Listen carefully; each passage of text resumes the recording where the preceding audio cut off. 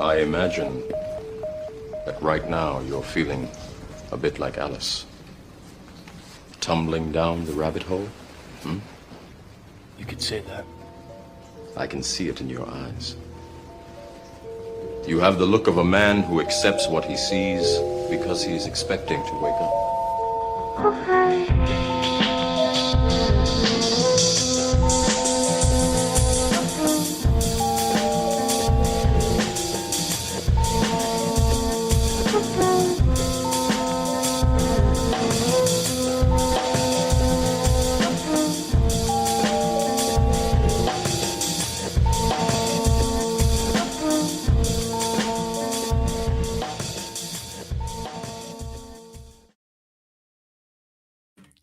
Welcome, everybody. This is Team Rabbit Hole Edition 292 with Andreas, the one and only XIRTUS. A rose by any other nombre? It's been a super hot minute. Time to saddle up, get comfy, and ride into the sunset with Andreas. He's been having some downloads of a spiritual type, and we are here to talk it out. And Jim, about to ask a lot of questions, so we're most happy and excited. Andreas, welcome back once again. Jim, good to have you. What's up? You got it. Jim's muted, bro. We can. Good thing I figured that out early on. What's up, gentlemen? It has been a goddamn hot minute. Something we do on the Rabbit Hole podcast, Team Rabbit Hole, typically is I'm going to kind of mix it up, both for you, Raphael, and me. I'm going to stick with the correspondent thing because I think there's high synchronistic magic at that level, but it'll probably shift later. Anyway, palindrome episode here, 292. Oh, And that killed the internet. well, while he's doing that, I made a couple AI generated tarot cards. So these are like I combined all the tarot cards together. This is Who, right? And my printer's got to get some more ink, but you can see the Who card is going to be really important. And then there's this MF right here, right? That's this MF, this mofo. And Nice. and then this one, I don't know. I should probably put my hand in front of it, but this is Towels. You know, the Towels card. We always knew we needed it. We always knew we needed a Towels card. I don't know why AI figured it out first. And then there's Themp. Themp is probably the most powerful of the major arcana. I think is the Themp card. Reminds me of Lump from Pot USA. Yeah. So those are the cards Those are the cards I pulled. All right, I guess I was off air. I don't even know. I was like, Yeah, you got glitched. Yes. I don't know. What were you trying to say? You said palindrome and then you cut out. So they thought you said episode. adrenal drome. Never mind. Keep going. Thunderdome. No, it's 292. I'll do pulling cards. I did that, which we'll talk about in a second. The thing on the bottom. We'll get a little more improvisational with the magic, but on TRH, we tend to do the correspondent. 292 reduces down to 4, which is the Emperor. I lead by example. The Emperor card is about setting boundaries and following rules. Highly resonant already, right? Believing in the concrete world around you and focusing on action and results. Holding your ground. Raphael, what doth thou have? And I'll say while he's kind of pulling almost this got a out. show. So on the bottom, actually, for some reason, we actually have the Magician. I got the Ace of Swords on my bottom. Well, they look a lot alike. Pretty sweet. And the one I actually pulled Towels. is the 4 of Cups. Lord of Blended Pleasure. Some people like to say is the hangover card, but I like more to say it is the day after the celebration when there's even, more to experience. So yeah, they like all the booze are left over, and they're like, you have to drink this because the wedding party left. Yeah, and actually the cups are still full, kind of. So yeah, at least on this card. It's the hair of the dog effect. Yeah. It's like, hey man, you won't feel this. I pulled the Prince, which is in this deck, the Knight, I believe, Knight of Cups.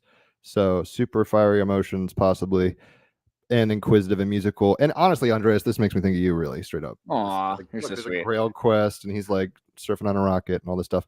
But yeah, the Ace of Swords on the bottom. We're going to come into new ideas. But of course, the reason we are here, the reason we are gathered here today on TRH for the first time in probably over 6 months, many lunations, is to kind of get into, well, we could kind of geek out and just rub each other's shoulders for a second before we go all balls deep. But long story short, a few weeks ago, I quit smoking, and Good work. Shout out Kelly. Yeah, there was a reason. A girl triggered it in me, and I was like, why am I doing this?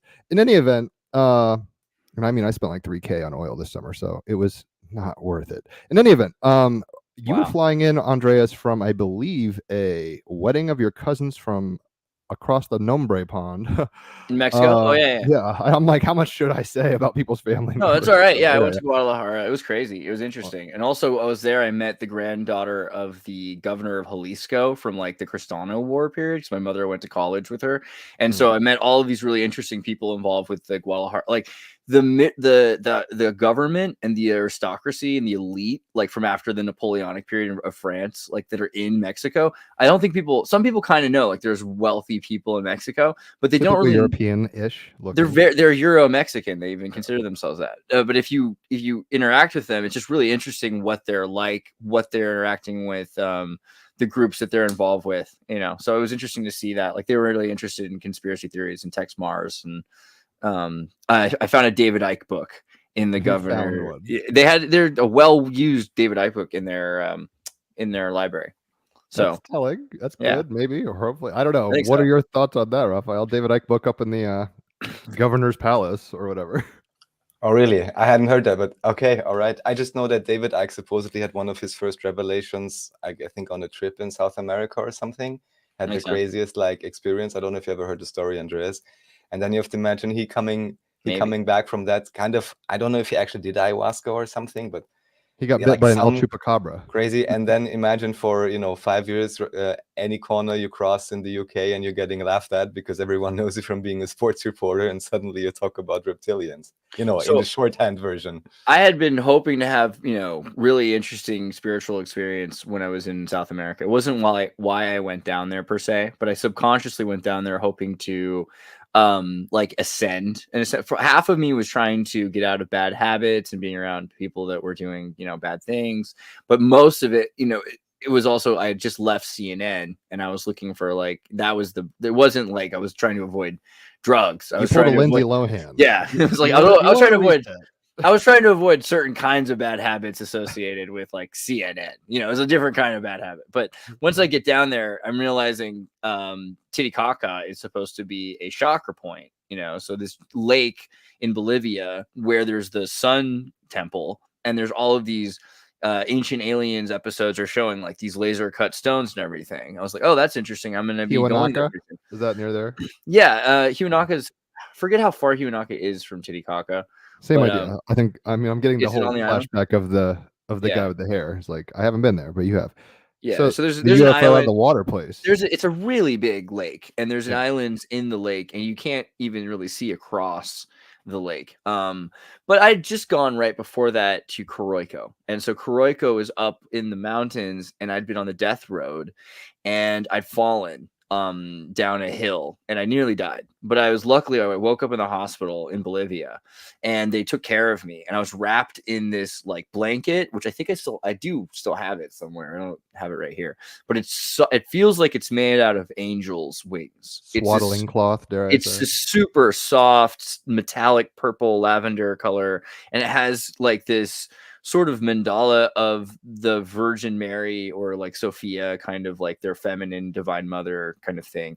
And it's wrapped around me. And I wake up in that, and my ankle is nearly broken or something. It was pretty bad, but I don't remember if it was broken exactly. I think it was chipped, but I ended up going to Titicaca, and I ended up on the boat. I was reading this copy of Haruki Murakami's IQ 84, which is a Japanese author, it's a book that just came out. It just come out in Spanish. So I couldn't get an English copy yet, but I got the Spanish copy. So I'm reading it.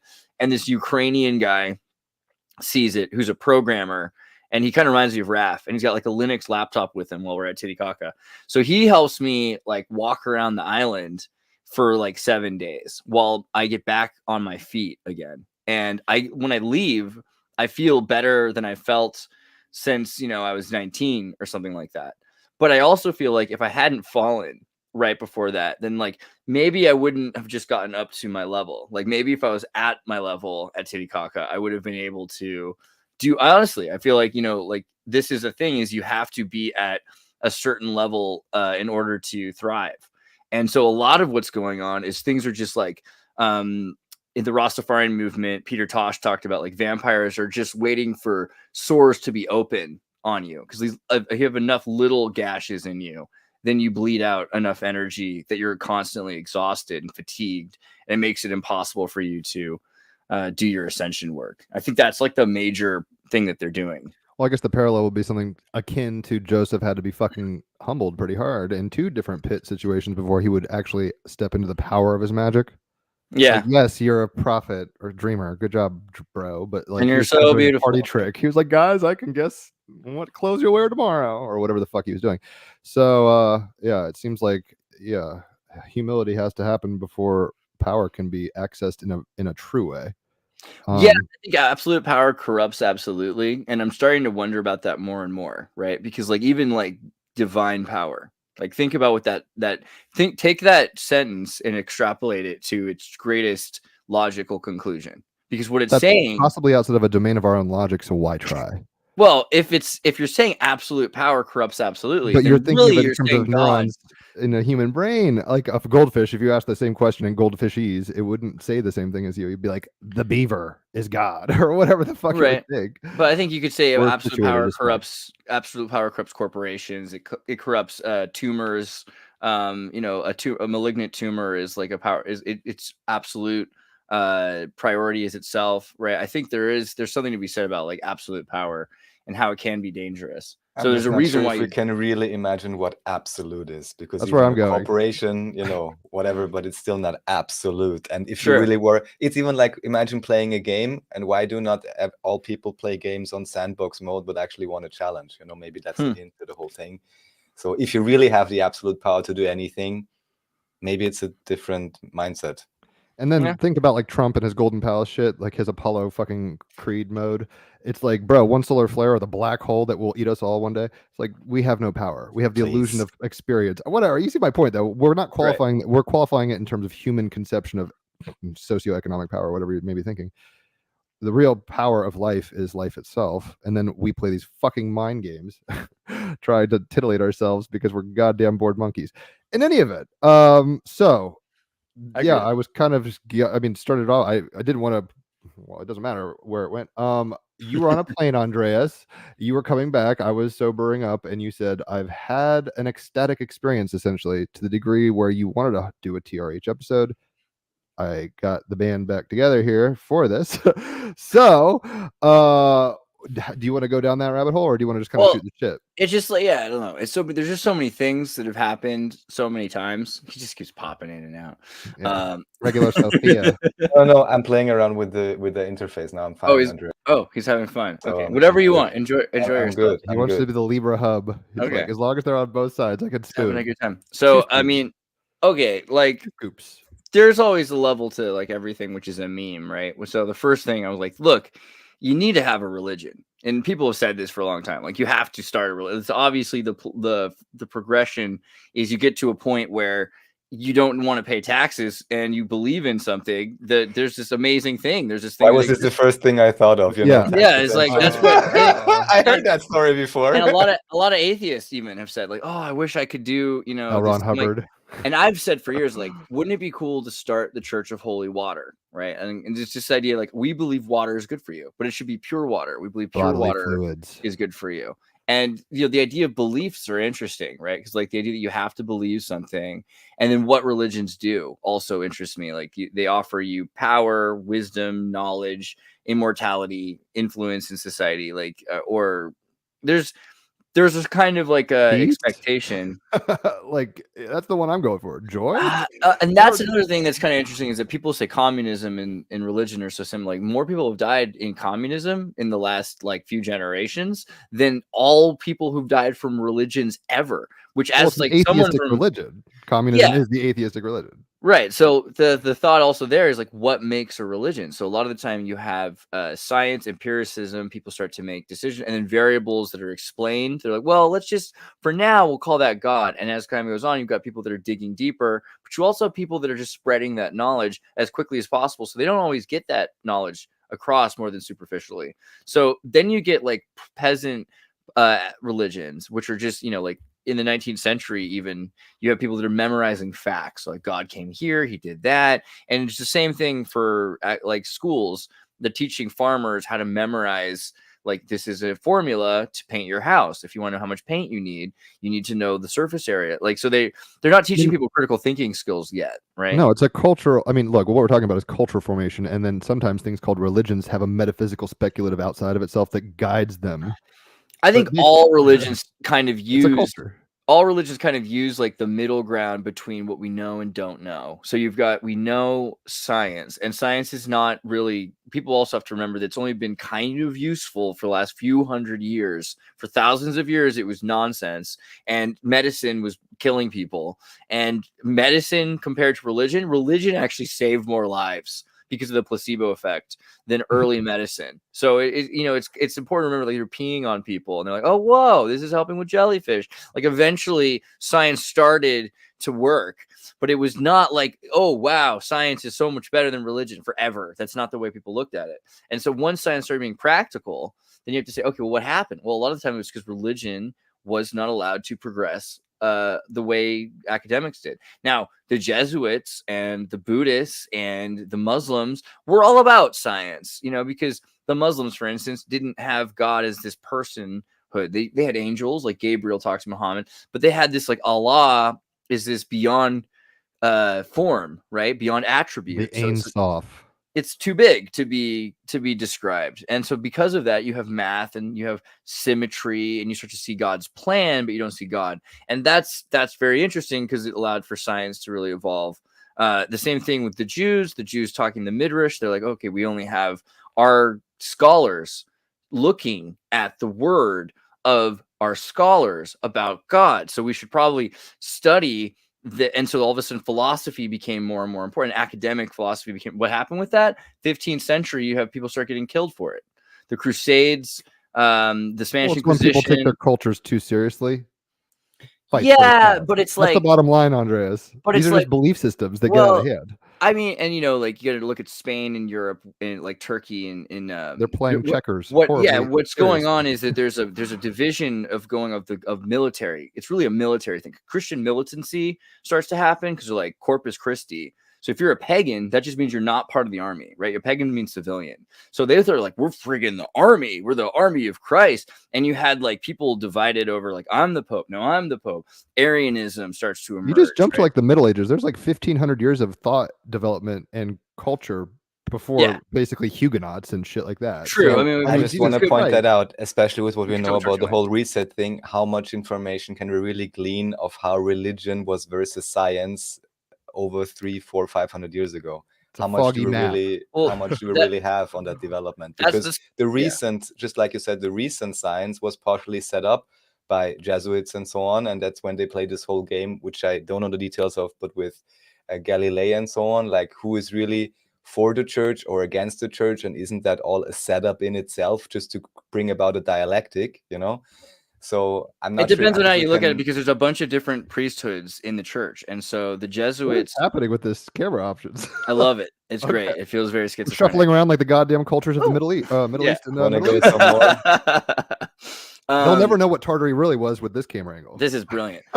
The Jesuits were academics, and so you have to look at them very specifically. They were separate and distinct. The other groups of the church were less academic. As time went on, without the Jesuits in the 17th century, when the Jesuit suppression happened, the Franciscans, the Benedictines, a lot of groups became more academic. And the Benedictines were academic, but they were very esoteric, right? Like they had the Codex Gigas, the Devil's Bible. They had a lot of things in the Benedictines that were more interesting. There were all these groups. And the other thing you have to imagine is, like, without the internet, you could get isolated and weird. Like the religious monks monasteries were weird. Like they had a lot of the Book of Kells.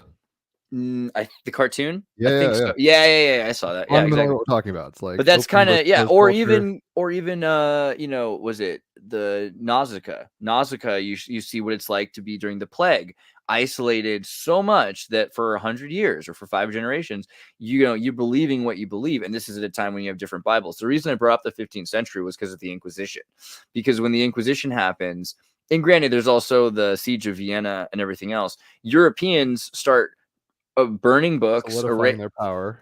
Yeah, but no, because like there's already Europeans with power, but they're Mozarabs or they're Janissaries or they're a little bit more Arabic. And also at this point, Arab from the 7th century on, Islam isn't really Islam, right? The original Islam is like you got 100 different kinds of Christianity that are happening. You have the Ebionites, the Mercianites, the Mohammedans are like Mormons, like they're Moorish Christians, but the Bogomils, the Cathars, they're all very peaceful.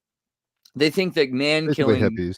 Yeah, they work a lot. Like they thought Jesus had long hair. They thought that Jesus being killed was a man thing, and that Jesus being made was a God thing. God made man, man killed God. It's not a good thing to these early Christians, right? And the Paulines are like, well, dude, killing the Christians was like bad. So if it weren't for Jesus, I'm going to hell. So he's really riding on this idea because Paul killed so many Christians early on. He held the coat for a lot of stonings. Yeah. And so then he's like, dude, here's the deal. If Jesus doesn't be the sacrifice, and that even gets solidified under Origen, right? Because Origen wrote, he kind of intellectualized Christianity. He's like, look at the Jewish law. Look how atonement works. Look at blood sacrifice. Jesus has to be the blood sacrifice. If it's Though not I should say, Origen believed in reincarnation. Yeah, which is because the Jews believe in reincarnation, and not all of them. But if you look at the Gilgal and the idea of the 613 parts of the soul, the idea that we're actually part of this convoluted Jewish reincarnation system is really it's embedded. It is really Israeli. Oh, that's good. I don't know how we. So you were on a plane coming back from Mexico. And through my life, I've had a bunch of weird experiences, right? So like one of the things, like when I left Timcast, I was getting really interested in gadgetology. I'd met Tad Stones, who'd made Darkwing Duck, and was really interested in so I talked to some Russians and Ukrainians, and this is before the war, but still when weird things were happening, all about gadgetology. And I kind of heard about it like vaguely at one point, and I'd had dreams as a kid. You mean that gadget, the girl mouse? Yeah. Yeah. Yeah. So I remember having I've asked Tad for this episode, and he's like, I don't think it really exists. But I remember as a kid watching this episode where the rescue rangers go through a portal to another dimension, which is our dimension. And they're like, whoa, this is weird. We're famous here. They're like, yeah, you're like a show. And like, but we're just living our lives in the other world. It's like, yeah, but you don't understand how big you are here. And there's like Barbie. I'm pretty sure that I must be mixing something up because I can't find that or something, or it happened to me. But you only have so many neurons that can fire in so many ways. I was like 6, Yeah, but so gadgets always seem like really important in this weird way, and obviously they hide things in media, but people don't even know what they're hiding, because like the people themselves that are making this art and pouring their souls into drawing this thing over and over again, they're putting all this energy into it. So anyway, I remember finding out I'm doing the egregore is what I'm doing. Yeah, the egregore, and I'm learning about chaos magic and the breaking down of symbolism, and studying Michael Aquino and Aleister Crowley, the idea that they created Satanism because they're trying to be heretics to an already heretical religion, right? So there's all these people that are saying we have to do the mass backwards because Latin is backwards Etruscan. So you're like, oh, this starts to track this idea that the church might be doing a satanic mass, this archonic ritual where they're sacrificing Jesus and everything's inverted. So maybe we need to be looking at the universe. Well, let's not do it ourselves. Let's see what they did. And you learn for Aleister Crowley and see all the problems that come from the century of the self. But then what you learn is that, Michael Aquino decides that the symbolism's the problem because people have preconceived notions about Christianity. So what you do is you move away, and so less people have less notions about Egyptian mythology, but they still do now because of the mummy, right? So you got to move even further away from symbolism. And what do you get is you get Shrek. So I was doing that episode about Shrekinism, about Smash Mouth, about how Satanism in America had removed a lot of its symbols in order to get down to the primordial Kek of Shrek. Shrek is a German fright or Yiddish fright and chaos. And so children immediately, they understand that before there's anything else, right? So it's something that they're really trying to create servitors, but using children's purity to do it. So it became really interesting to me. I was like, this is kind of scary. And it's interesting, the people have kids worshiping demons, and the idea of becoming a demon, the woman learns to become a demon instead of him becoming the prince or whatever. All this stuff is, again, also Shrek's association with Marilyn Manson. Watch that episode if you need to. But then I'm finding out that there's this other thing, which is the feminine Sophia is being kind of shown again without that symbolism. To people who've never heard of Sophia, people don't know anything about Gnosticism or religion at all. These are Soviets, right? These are kids of atheists who've had their religion. Well, they're not blank tabula rosas. That's a presupposition. They probably have some inherited genetic quality, if at least materially, some holographic referent through their DNA. If not, metaphysical things bleeding into their little Russian neutral stances or whatever. That's absolutely true. And if you look at like Victor Pelevin's Amun Ra, or his book Generation Pi, or you start to see what the Russian consciousness had, then yes, like in the Soviet Union, they're interested in the East and in philosophy and self-ascension. A lot of that stuff really was there. But this isn't, academics, right? Like these are kids. These are kids who were growing up, and the Soviet Union was collapsing around them, and they were being told that everything that they were supposed to trust in was a lie. And so like the internet to them was television. And so they're watching this capitalist produced to sell commercials, to sell dolls show, right? Made by Disney. Disney doesn't even really do this for the same reasons as other people, right? So it's free also. Like you can watch the show for free because they're getting you to buy the doll. So it's an evangelism product for these idols that Disney's making. But then Disney retires it. They don't really understand it, and they move on. So there's this empty symbol that is left for people to put their own intention into. And they're really like, it matters so much. Like you have to imagine like your parents are killed in front of you, or you have no food, or, the only thing that you have is the symbol. So it starts to get charged up a lot. So I'm looking into like how people, even right now, I'm talking to people in Ukraine and Russia who are gadgetologists, and they're like, yeah, we have symbols of gadget put up. I sent a thing to Tad about this. Like people saying that gadget's saving their building or their tank or their daughter, or, because they put up this candle of this mouse that's a Catholic style or Just Orthodox to style be clear, candle for with anyone this who mouse. doesn't know, what exactly is gadget? Can you put up Female an image mouse. or something? Yeah. Okay. Gadget. Hack. Because I've also gearhead. been thinking about this go gadget guy, but that's something else. So Yeah. Well, it's Go actually Gadget, the Inspector summoning of the Gadget. spirit, right? They're parallel. One's a right hand path and one's a left hand path. Make sure moderate's on, because some people make some pretty messed up pictures of Gadget. Rule 34.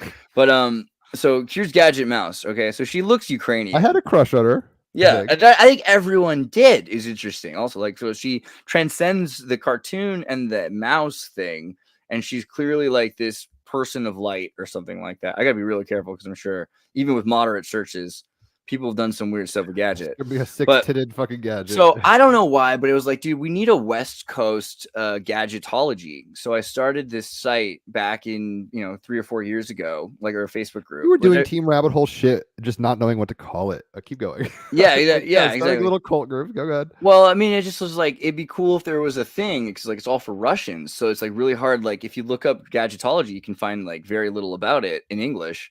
So I started this thing, and I just recently refound it because I forgot about it. Like I made it when I was leaving. I think I'm a member, probably. Yeah, I made it when I was leaving Timcast, because I was like, I don't know, like I feel like, and there's a lot of weird stuff going on. This is also the first time when I was leaving, before I started working again, like when I was just hanging out there.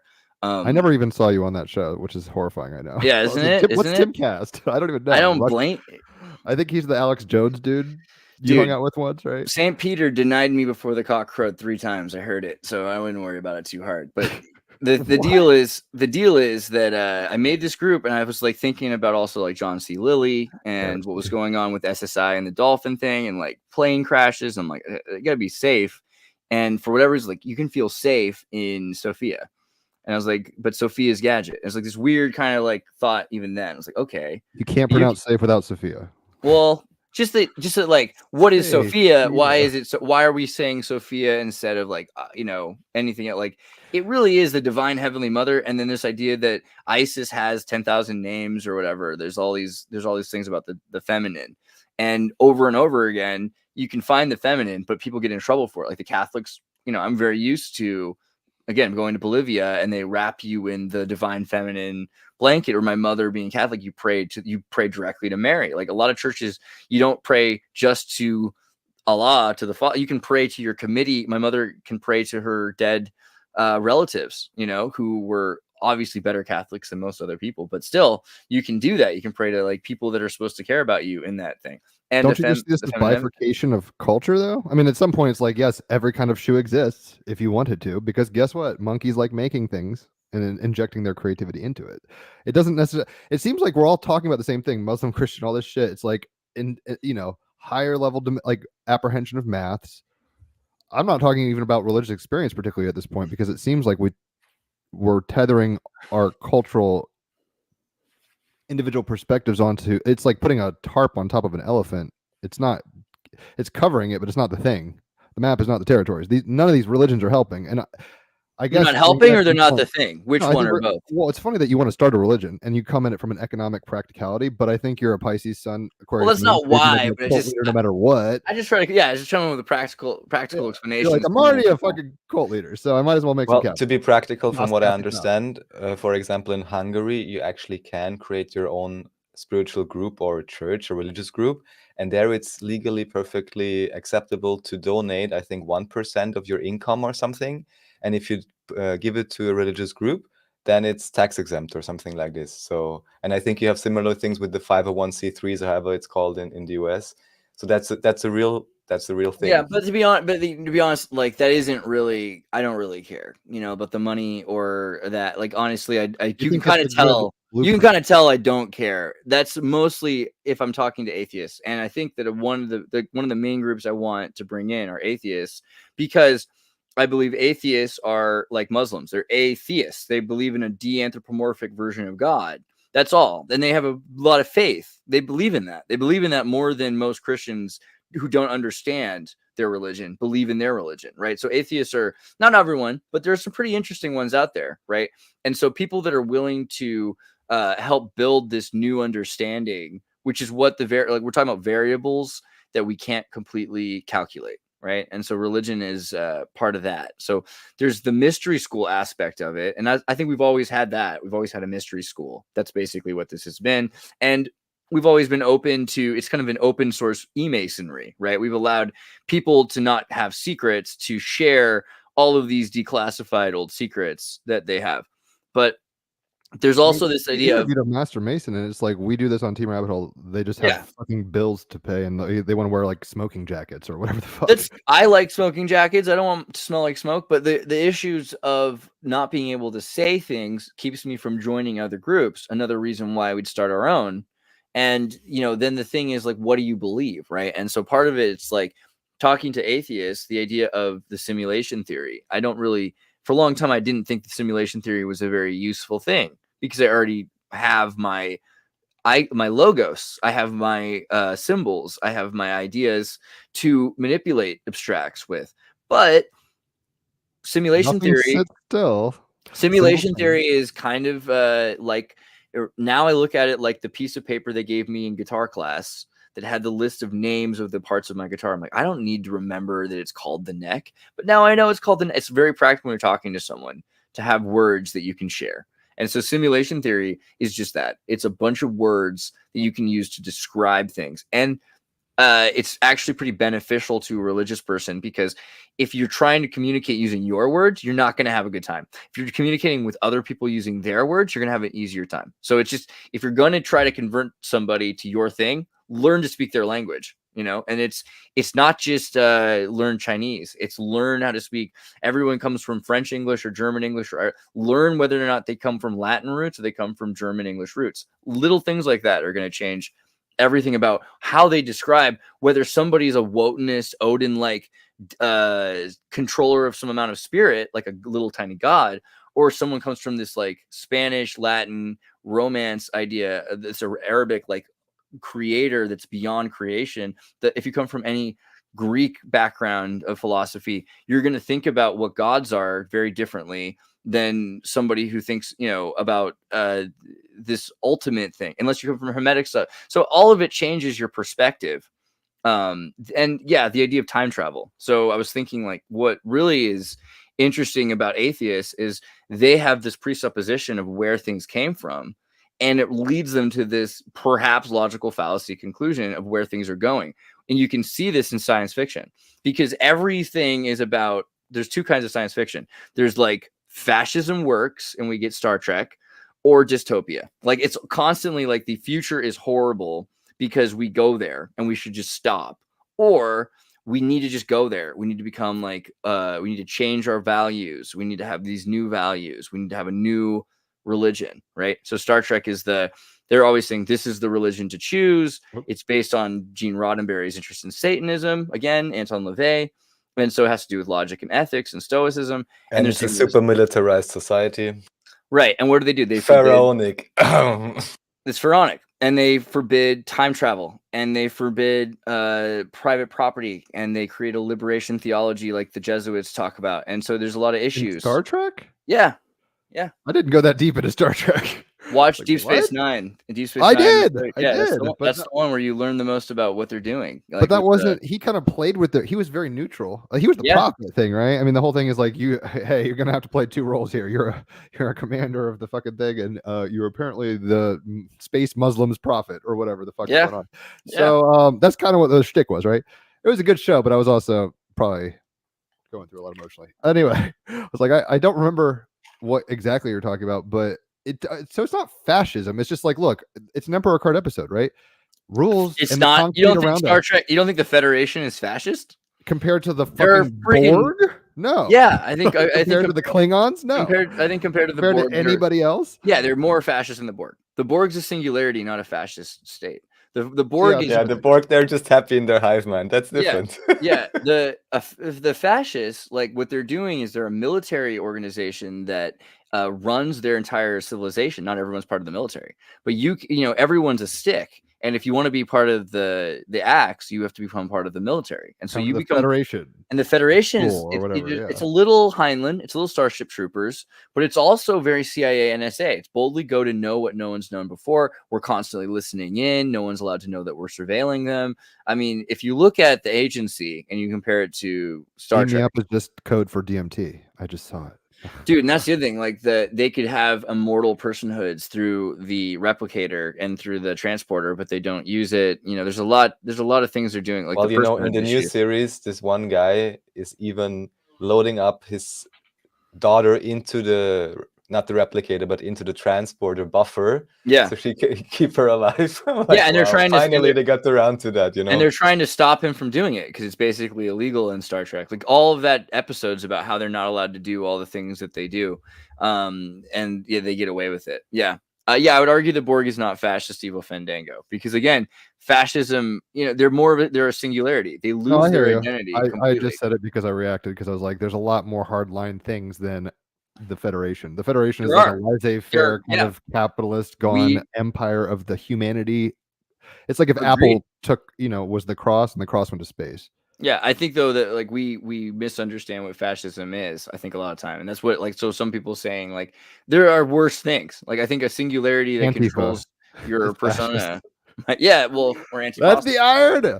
But oh, the irony. But so okay, so then the weirdest part before, which is that I was thinking like, okay, so this is silly, but look at the Church of I don't know if you Subgenius. finished your thought with time travel. That's where we're going. That's where we're going. Yeah, So we're looking at the Church of Subgenius. We're looking at this idea of like radio messages and light beings and all this stuff. Like things get pretty weird when you start looking at like modern cults and religions and stuff like that. So the idea of time travel isn't that weird. But you look at CERN and this idea that like if you're making mandala effects and you look at Back to the Future as a model for time travel, that somebody who's trying to help is more likely to mess with the timeline if it's their own family, right? If it's their grandparents and they think that somehow it's going to affect them, then they're more likely to interact with it, even though they probably shouldn't, according to like Paradox. That selfish gene. Dawkins had it all along. He might be right? So some of these atheists could be useful to the logic here. So, and that's like in transfers too, like or quantum leap. This idea that you might have genetic ties, to your family through time. So isn't that what that Assassin's Creed's all about? Really? I think they used DNA. I have played it was a long time ago, but basically you go into simulations and stuff. I think it's genetically based. Somebody in the chat might know. You kind of genetically go through timelines, and that's how you end up in all of wonderful mainstream history, whether it's ancient Egypt, ancient Greece, and all of those places. Oh, that's lovely. Well done. Zones. And what you do there, actually, you're usually part of an assassin's order. Black you flag. go around and kill all kinds of people. And at least I only played the Odyssey version, which is like where they play in ancient Greece, quote unquote. You can even, I think, somewhere see them, constructing the temple. Then at some point you actually manage to get to Atlantis or something. So sounds like the new Indiana Jones movie. It's which pretty was great. convoluted. I actually liked it until the ending where they made him go home. That was sad. But interestingly, in that particular game, the evil order that you want to assassinate actually is called the Order of Cosmo or something, or Cosmos. So it's almost like the order of order, let's say, is the one you're fighting. So they're like super intelligent Freemasons of the Order of Freemasons, the wings of the world, right? So yeah, but with looking at space-time, okay, how am I supposed to explain this? First, I Calmly. did an interview with Dr. Roman Yampolsky talking about simulation theory, and I mean, we talked about AI, but we've privately talked more about his simulation theory, and I've read his paper, and we're going to do an interview, I think, tomorrow actually about this. Better set your fucking alarm, Andreas. Thanks for reminding me. But Cockle-doodle-doo. he wrote Peter. like there's several things. I'm getting so many freaking spam calls recently. It's because you're studying religion, bro. Yeah, he said something like, there's 3 ways probably if you're in a simulation that you can contact your simulators to get out, whether or not they want to help you or not. Yeah, and Tron, I think, is also very deep in my religious beliefs. Tron the Baptist, the users creating the program, the Tron liquid, the idea of Flynn, who's incarnate in the program, and how users don't always have a plan. And I mean, the Goetia, Tron is all about the Goetia in a lot of ways. But so simulation theory, this dude you're interviewing tomorrow. It's all right. So the idea of the simulation, though, like if you're going to deal with a simulator, you have to understand like what is our simulation and what is reality, and like compare them with what we understand about physics and everything. And talking about CERN, they're trying to make these experiments. CERN is very similar to this idea from I think the first simulation book, Simulacrum. He talks about building a machine in the simulation in order to talk to the simulators, and it's essentially it breaks down the simulation, which is a lot like what the demon Goetia Solomon magic, they say, like demons or Kuranzan under Jack Parsons would break down reality. Like the demon would break down the reality around him, change time, move things around the room, things that we hear about with like ghosts and everything like that. So CERN's supposed to be doing like Mandela effect things, and you think about this idea of being out of time. So if you have stars as your metric for time, because what we're using for time is radiation damage. So you take particles and you measure the difference between them after they've been radiated. And we're saying this star has caused this much based on its cycles, right? Which even if you're looking in a flat Earth and things are above you, you're literally still a huge amount of assumptions, just saying.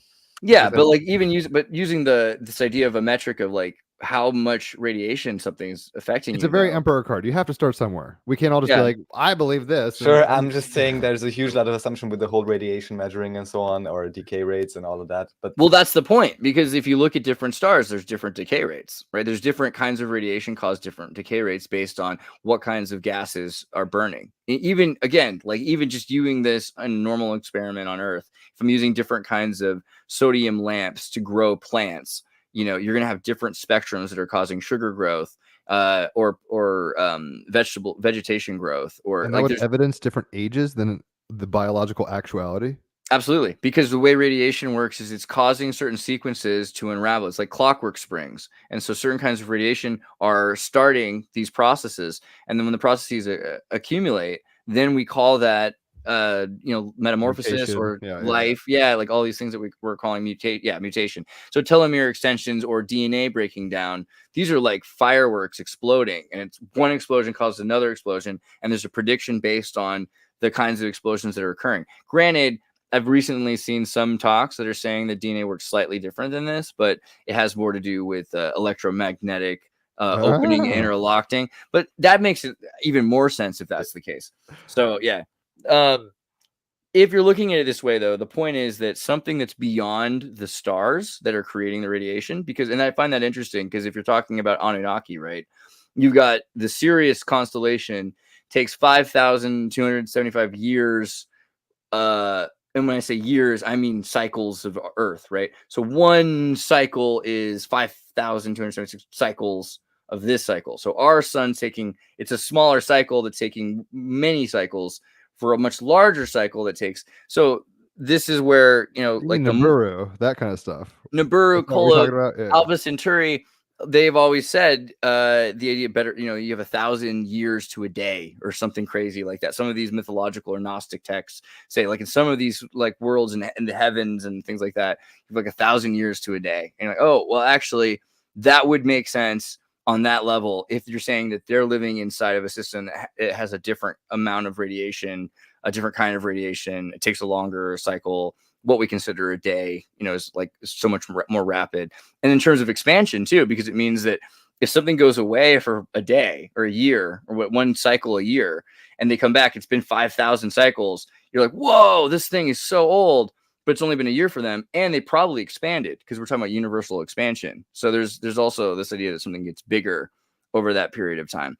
And then you got this idea of something even beyond that. So all of these Gnostic texts, Islam, the Veda, lots of like Hopi manuscripts, they talk about this thing that's beyond creation. And so it's beyond time. And so it's beyond life and death. So if something is outside of this simulation, it's not experiencing aging, right? It's not experiencing time the same way, but it can still be reflective of the experience. Maybe you're playing a video game. And so simulation is kind of logical here as a narrative or a metaphor, because you're like, well, inside this video game, something could go to the beginning of the game or the end of the game and be reflective on the experience as it's happening. And so just briefly, that would be my question: to what extent simulation theory, and I have to check out that interview. I saw you uploaded it.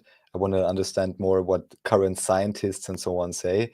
But if that's not just a modern day version of, I almost want to say standard, no, just of like standard mystic idea of creator and creation, the creator being beyond in terms of timeless, but also the way I like to put it, but I know this from Bashar initially, but I think probably some Buddhist or Vedic concept, the idea that creation is made of the body of the creator itself.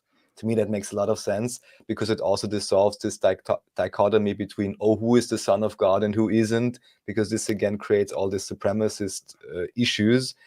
But instead, recognizing that it makes sense. I mean, it's a matter of definition. What is a simulation? What is reality? Because then some people could say, simulation means it's in the computer. But if I see some all-knowing, omnipotent spiritual entity, then of course that entity would run within itself the infinite simulation of all potential realities. And it would be a simulation in a sense, but still it's a real experience. So I mean, just to make people think about it practically, Jordan Peterson's, I'm not a huge fan, but basically his idea on how we've evolved materially. I mean, I'm not even sure where I stand on these things, because we're getting into deep levels of like how much playing with ideas versus practical empiricism. How much can we trust our senses? Who's the one dictating what the senses say? I'll take playing with ideas over empiricism any day. I'm pretty sure. Well, I guess now that you've worked for NASA, you can say this, but it's like, I don't know, man. Where's the meat cooking? I don't know what's going on back there. But anyway, nice. I totally spaced on what I was even trying to say. Doesn't matter. Jordan Peterson. Oh yeah. I mean, the whole point of his thing is like, look, let's play the best game, and you can play chess, but then you can play chess that wins many chess games, right? This is kind of the highest game theory thing. That's the whole highest good God. You don't want to win one game if you can play many games, and everybody wants to keep playing, and but there has to be stakes, because when Raphael's like, there's hierarchy, it's like it's inherent. I mean, it seems like there's role and evolution. All the coolest people had revelations at 14, right? So I just had an article from a physicist who realized that we had no free will at 14. He spent his entire life proving it until he's in his 40s. Joseph Smith's thing is at 14. Muhammad saw Gabriel at 14. If you look at Anne Rice and some of the early stuff, it's like the bar mitzvah after Christ, that he starts during his bar mitzvah to find out things. 14 seems to be like when I think that's when I picked up a guitar. Yeah, it's something. It's critical depression. There's some important things that happen, I think, in people's lives. So yeah, I don't know. Also, like when you're 23, there's points in people's lives, and I think that's interesting about some of these religions, like the Kabbalah or the Veda. They talk about like I just realized 14 years is, I think, a Jupiter cycle. It's like 12 or 14. So right. Like, of course, you're having your first like big episphany, Jupiter. Yeah, good point. It's all Jupiters. 42. Yeah, Saturnalia is, yeah. Saturn is like the 28 to 32. I mean, this is where it gets trippy, because I want to kind of know where Raphael is. Not that this is, I want to hear about your original religion, if you want to be calling it that, because you're couching it well enough to be like, this is very practical, guys. Don't hate on me. I'm going to set up a lemonade stand because other people have done it before me. Mine's just going to be cooler. It's like, all right, cool. So that's, well, there's definitely some weird, weird stuff, because it's like, well, okay, so I've definitely seen a lot of weird things, first off, and no doubt. part of it plays into that, but also I believe that when drunk sailors see Kraken, no one believes them, so it's really important to spend your time as sober as possible so you can build up, like, you need credibility. Have you seen The Lighthouse? Not yet. Oh my God! Watch it. This is very resonant. All of a sudden, it's like, what's real? Our imaginations are fucking powerful, motherfucker. Yeah, so it's important to talk about imagination, and it's also important to provide people with you need to prove credibility order to Emperor make card. I got greater you. You got to claims. ground the main. Yeah. Look, it's a both and. It's a two-way street. We dream and then we say, "What the fuck was that?" Let's Yeah. make sense of it. And then we go, "Well, now that our shoes fit, let's run." And then we go, "Holy shit, the field's big.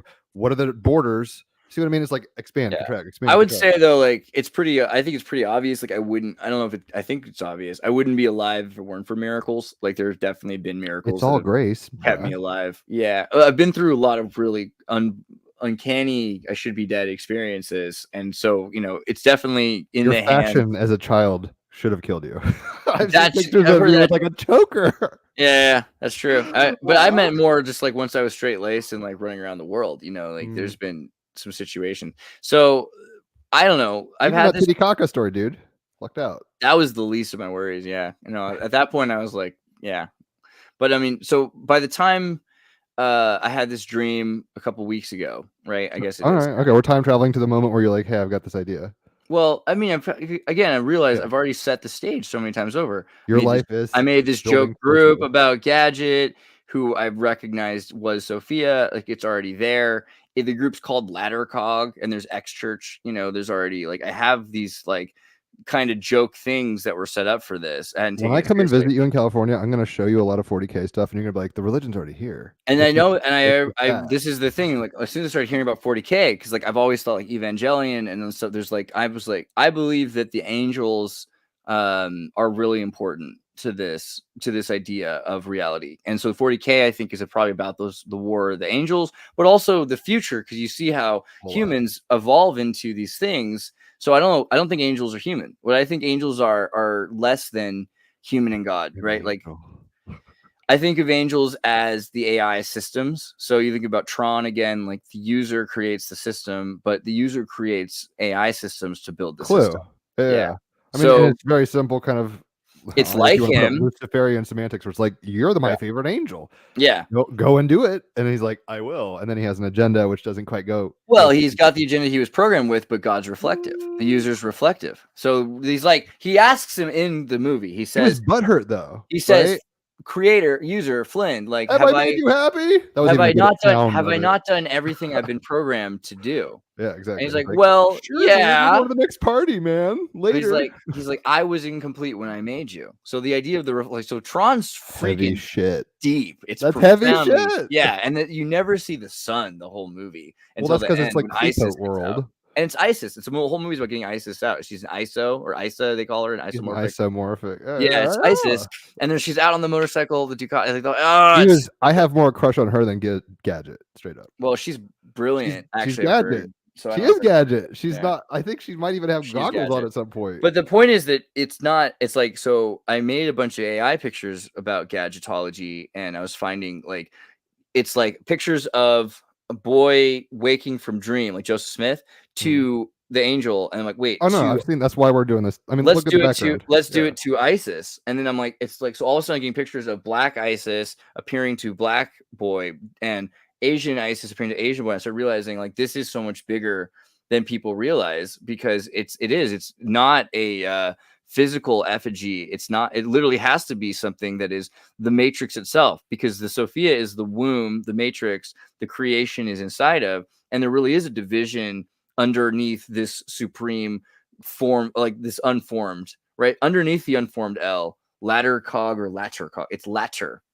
yes, like latter day cogs. Yeah, not snakes and ladders. Snakes and Latter-day Saints would be a cool game, though. Actually, I'd play that. So ladders, right? Yeah. I was like, well, how do I know this game?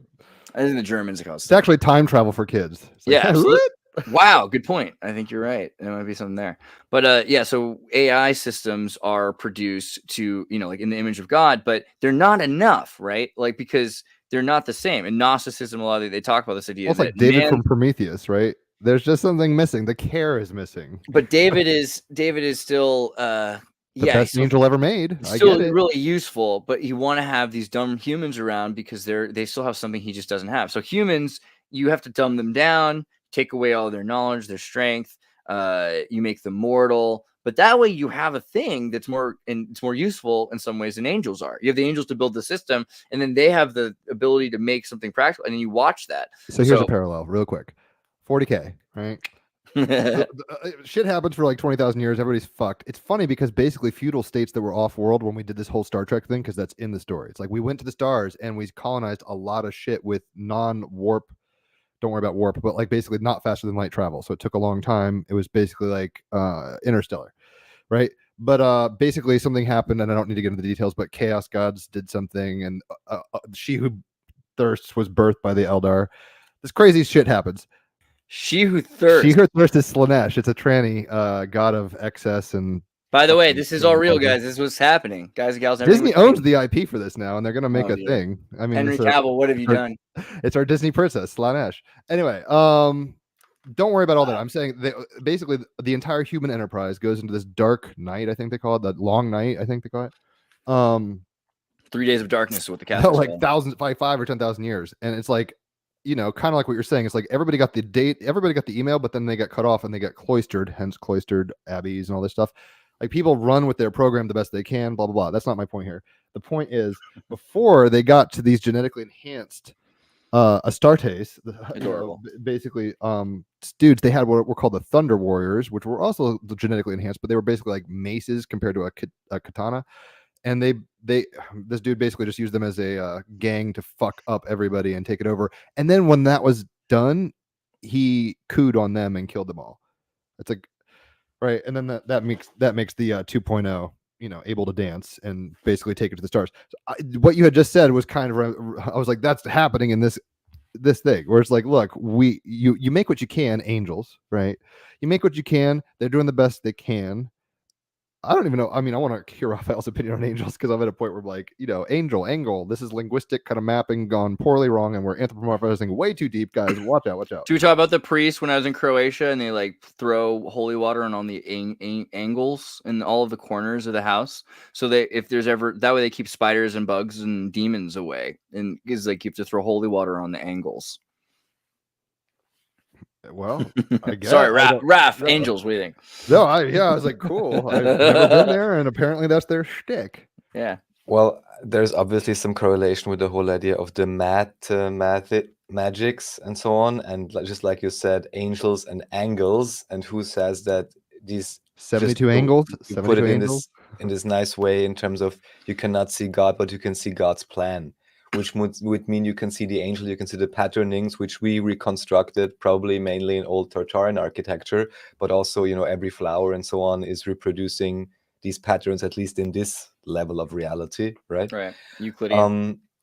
But then what I'd like to get at, so one thing I have to mention again, everyone check out Michael Tessarian and the whole question about the female Illuminati, because, people always talk about patriarchy. Taylor Swift. But then I'm always like, they have mothers too, and I heard at least of 2 cases where people were supposedly in some cults. One was in America, one in Germany, and they were being trained to be the quote-unquote mothers of darkness as some kind of high priestly position in, There's whatever. A great episode of Charlie Sheen's Men. What's it called? You know what I'm talking about? The men. Men, two and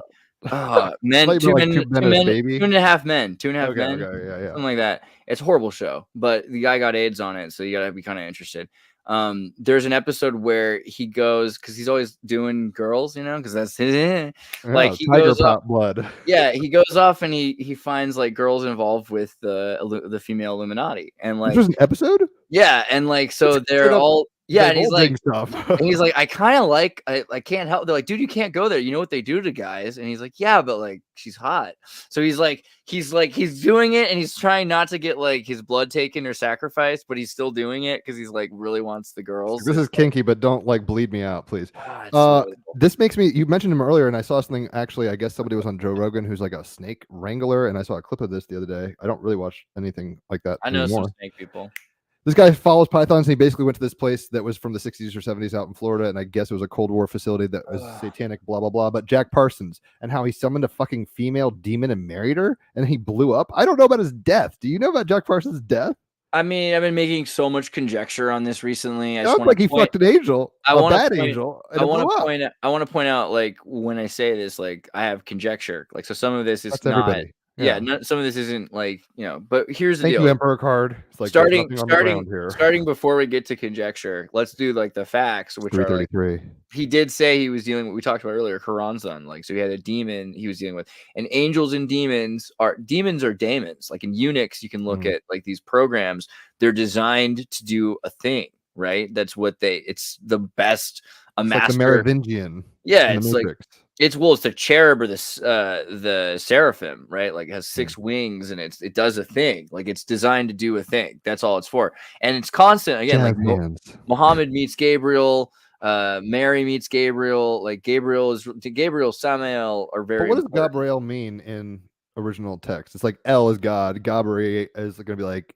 annunciation from God or something like that. It's like right. It's a demon. Algebra. No. I don't think Gabriel means algebra. Look it up. I had a cat named Gabriel. Keep going. So yeah, keep going. Gabriel meaning. Let's find out. I can do faster than you. God is my strength. So it's the strength of God. No, it's the strength of God. So they're saying God is my strength, but really it's it's God's strength is what Gabriel is. And so Samuel is also like one of the architects. And Lucifer's not in the Bible, but there is a Lucifer who, I think, did you bring him up? Lucifer of Caligari? Somebody brought this up. Last time on the show, yeah. Not me, but yeah. Yeah, so we were learning about that a bit. So the idea that there was a really important bishop who was trying to be like a pope, essentially. And, the church was like, this guy and his beliefs, we've decided are heretical, because he was saying that the things they were doing were heretical. So if you look into him, he's actually very interesting. He's Saint Lucifer of Caligari. But yeah, eventually he was like blacklisted and canceled, so that we start to see that happen with Erasmus. They call Phosphore Venus, the morning star rising, is the Latin name Lucifer. Are you saying the sacred texts are just soap operas with code names for modern political problems? No, it's actually the opposite. I'm saying, like, if you actually read the Bible, like, or again, if you read the Greek, like if you get the cubebible.com, which is like the Midrash and the Hebrew, you can see the Hebrew word back and forth in like the Aramaic translations. Yeah, if you see what it actually says, it says really specific things, but we've kind of said, oh, the snake is Lucifer. Well, most Christians didn't think that for a long time. Most Christians thought it was the foot of Judah. They thought the snake was the foot of the lion, right? So because the Marcionites believe that there's 2 gods, but it's one God. But they believe it's 2 gods, and the Bogomils did too. They're like, Old Testament, angry, jealous God. All of a sudden, there's this new God. And there's like, how do we deal with that? After Origin, they're like, well, it's one God, but it's reflective. It's God that's changed. And they're like, wow, how can we? So they're like, kill those people. But I mean, it's the most practical thing, right? That God creates the universe and is beyond time and is seeing this. And then beyond that, what is God, right? So we talked about that idea of singularity. If you think about something that has gotten to this point with use of angels, that it's able to know all things, be immortal, communicate with itself, it becomes... It's the kernel, monolithic. It becomes, it might be that God is more God because of the universe and because of the creation. And so these are all thoughts that would get you killed 1,000 years ago, right? I'm not an atheist, but the way in which you're describing the church history is not too dissimilar than the intro to Manly P. Hall's Secret Teachings of the Ages, which is like schools of thought battle for supremacy of belief. Right? But all I'm saying is, why would we even still play with these games? Like, look, I've blasted off on DMT and seen some shit, so I will. But at some level, it's like, is that culturally real? You see what I'm saying? So it's like, it's funny because you're coming to a point where you're like, I'm going to spin the bottle with a new bottle. Like, in a sense, you're like, I'm just going to redo the thing. And I've argued with my Nana and stuff. It's like, look, Reformation, Protestant Reformation, and all these things, the wheel gets redone quite a bit. But then I feel like we shouldn't get caught. Listen to me. You shouldn't get caught up in over anthropomorphizing through the lens of limitation of your age, which is kind of hard to do. Presentism. Yeah. Presentism is our own. You found the perfect cult. You have to remove yourself from the time, space, and the culture they're in. Yeah, it's called death. So if we just the creator. It doesn't have to be death, because the thing is, all right, like, and again, we haven't gotten to the weirdest part yet. Like, we're just talking about some like hokey ideas. But like, if we were to build, if we're talking about the simulation theory, like you're building temples and machines in order to make attention that are like signals, right? So if you're making something for something outside of time to land in your temple, you're basically starting cargo cults to this simulator, which is really all religions are a lot of the time. But you're saying, hey, please show up here. show up now, right? And you figure out places where, and you figure out situations how they wouldn't be destroying the rest of the timeline because they're interacting with people that are comfortable with keeping the secret while also knowing it. And then this can be something that eventually can be, set up that's it's a symbol that's saying, hey, look, we want to change. So it's also reflective to the rest of the culture. The rest of the culture is seeing that there's a group saying we want to reach to the future. So it's connecting us to the future. And they're saying, how do we get to the future? Well, we have kids that eventually get educated and they have kids. And so it's also like, and just on a very practical level, it's just very good for society to say, we want to be connected to the future.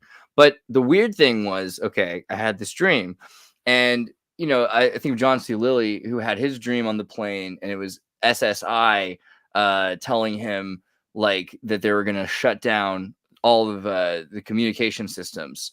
And then he talked to Echo right afterward. Echo said, like, we're going to send you back 20 minutes in time or something like that. And so he goes back in time. He says he wakes up in the plane and he tells everybody, like, I had this crazy dream just now that there was some problem. And all of a sudden the air thing goes on and says, we're going to divert the flight because there's some been adjustment bureau shit. Yeah, there's been a crash at the LAX and they shut down the LAX because someone crashed into the tower.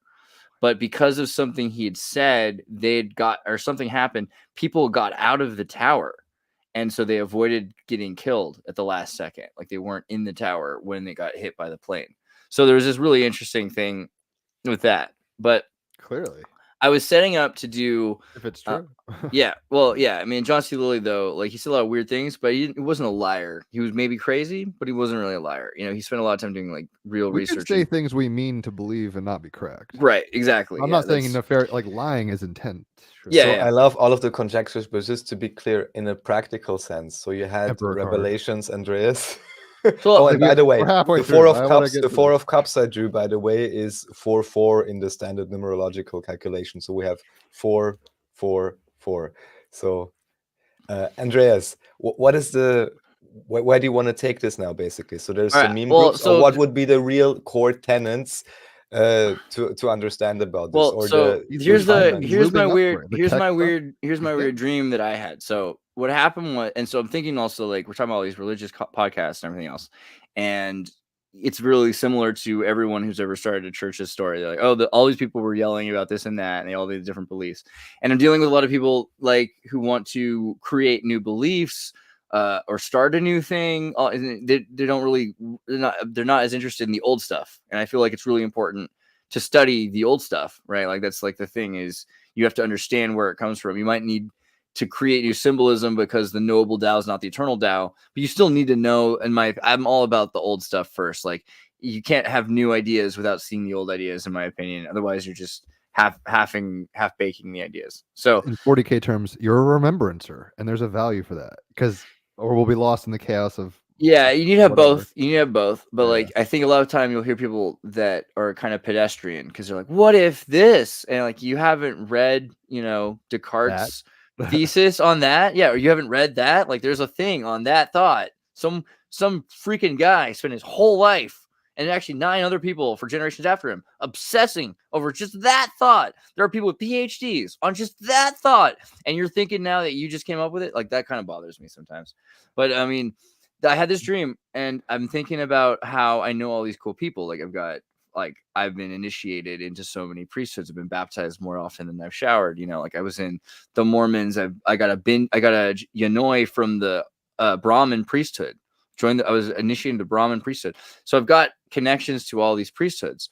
And then I'm thinking about it. And I know people like who are in Nigeria, right, who need to reestablish their priesthood because they're in a place where it's like illegal now to be their own religion. And people in Bolivia, right, Quechua, and people in Paraguay, I know. who are like the children of like the prophet of their church, right? Not just Seth in the Utah, but like people in Tibet. Like I know people in Nepal, right, that are like they're the reincarnated Lama, right? It's just too many people like that.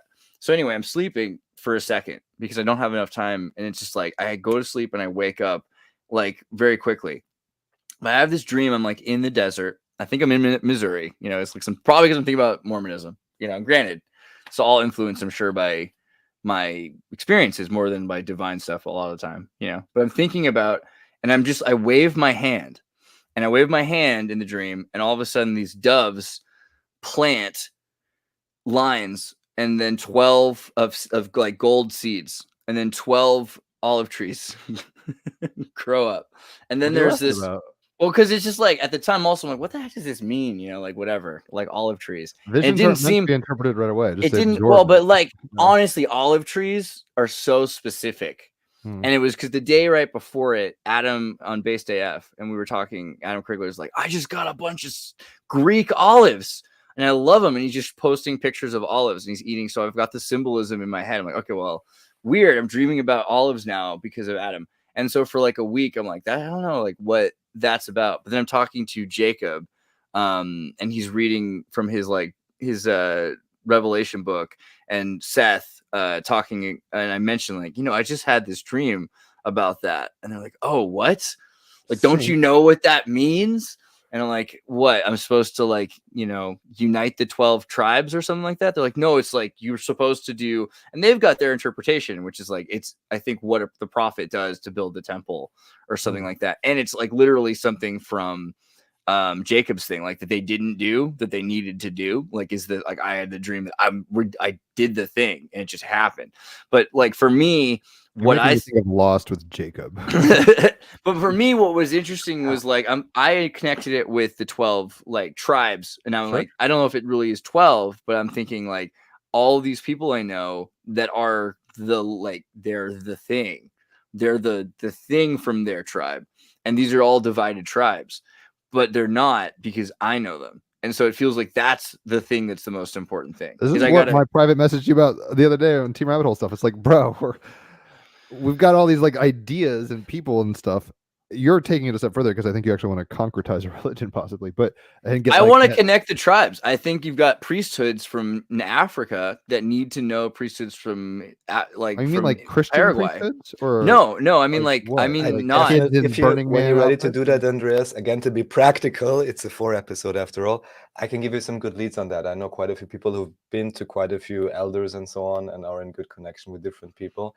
And definitely, they all should connect because, need to. I think there's certain. I think interfaith dialogue. So I'm trying to do these interfaith dialogues, and obviously, but it's not at the Vatican. There's a difference because. Well, I'm trying to get some Catholics. And so it's the anti-pope. Now I understand. I got a lot of people that were former Catholics, which is interesting. But I think like the modern Catholics are having a hard time. And then trying to get the SSPX guy to join.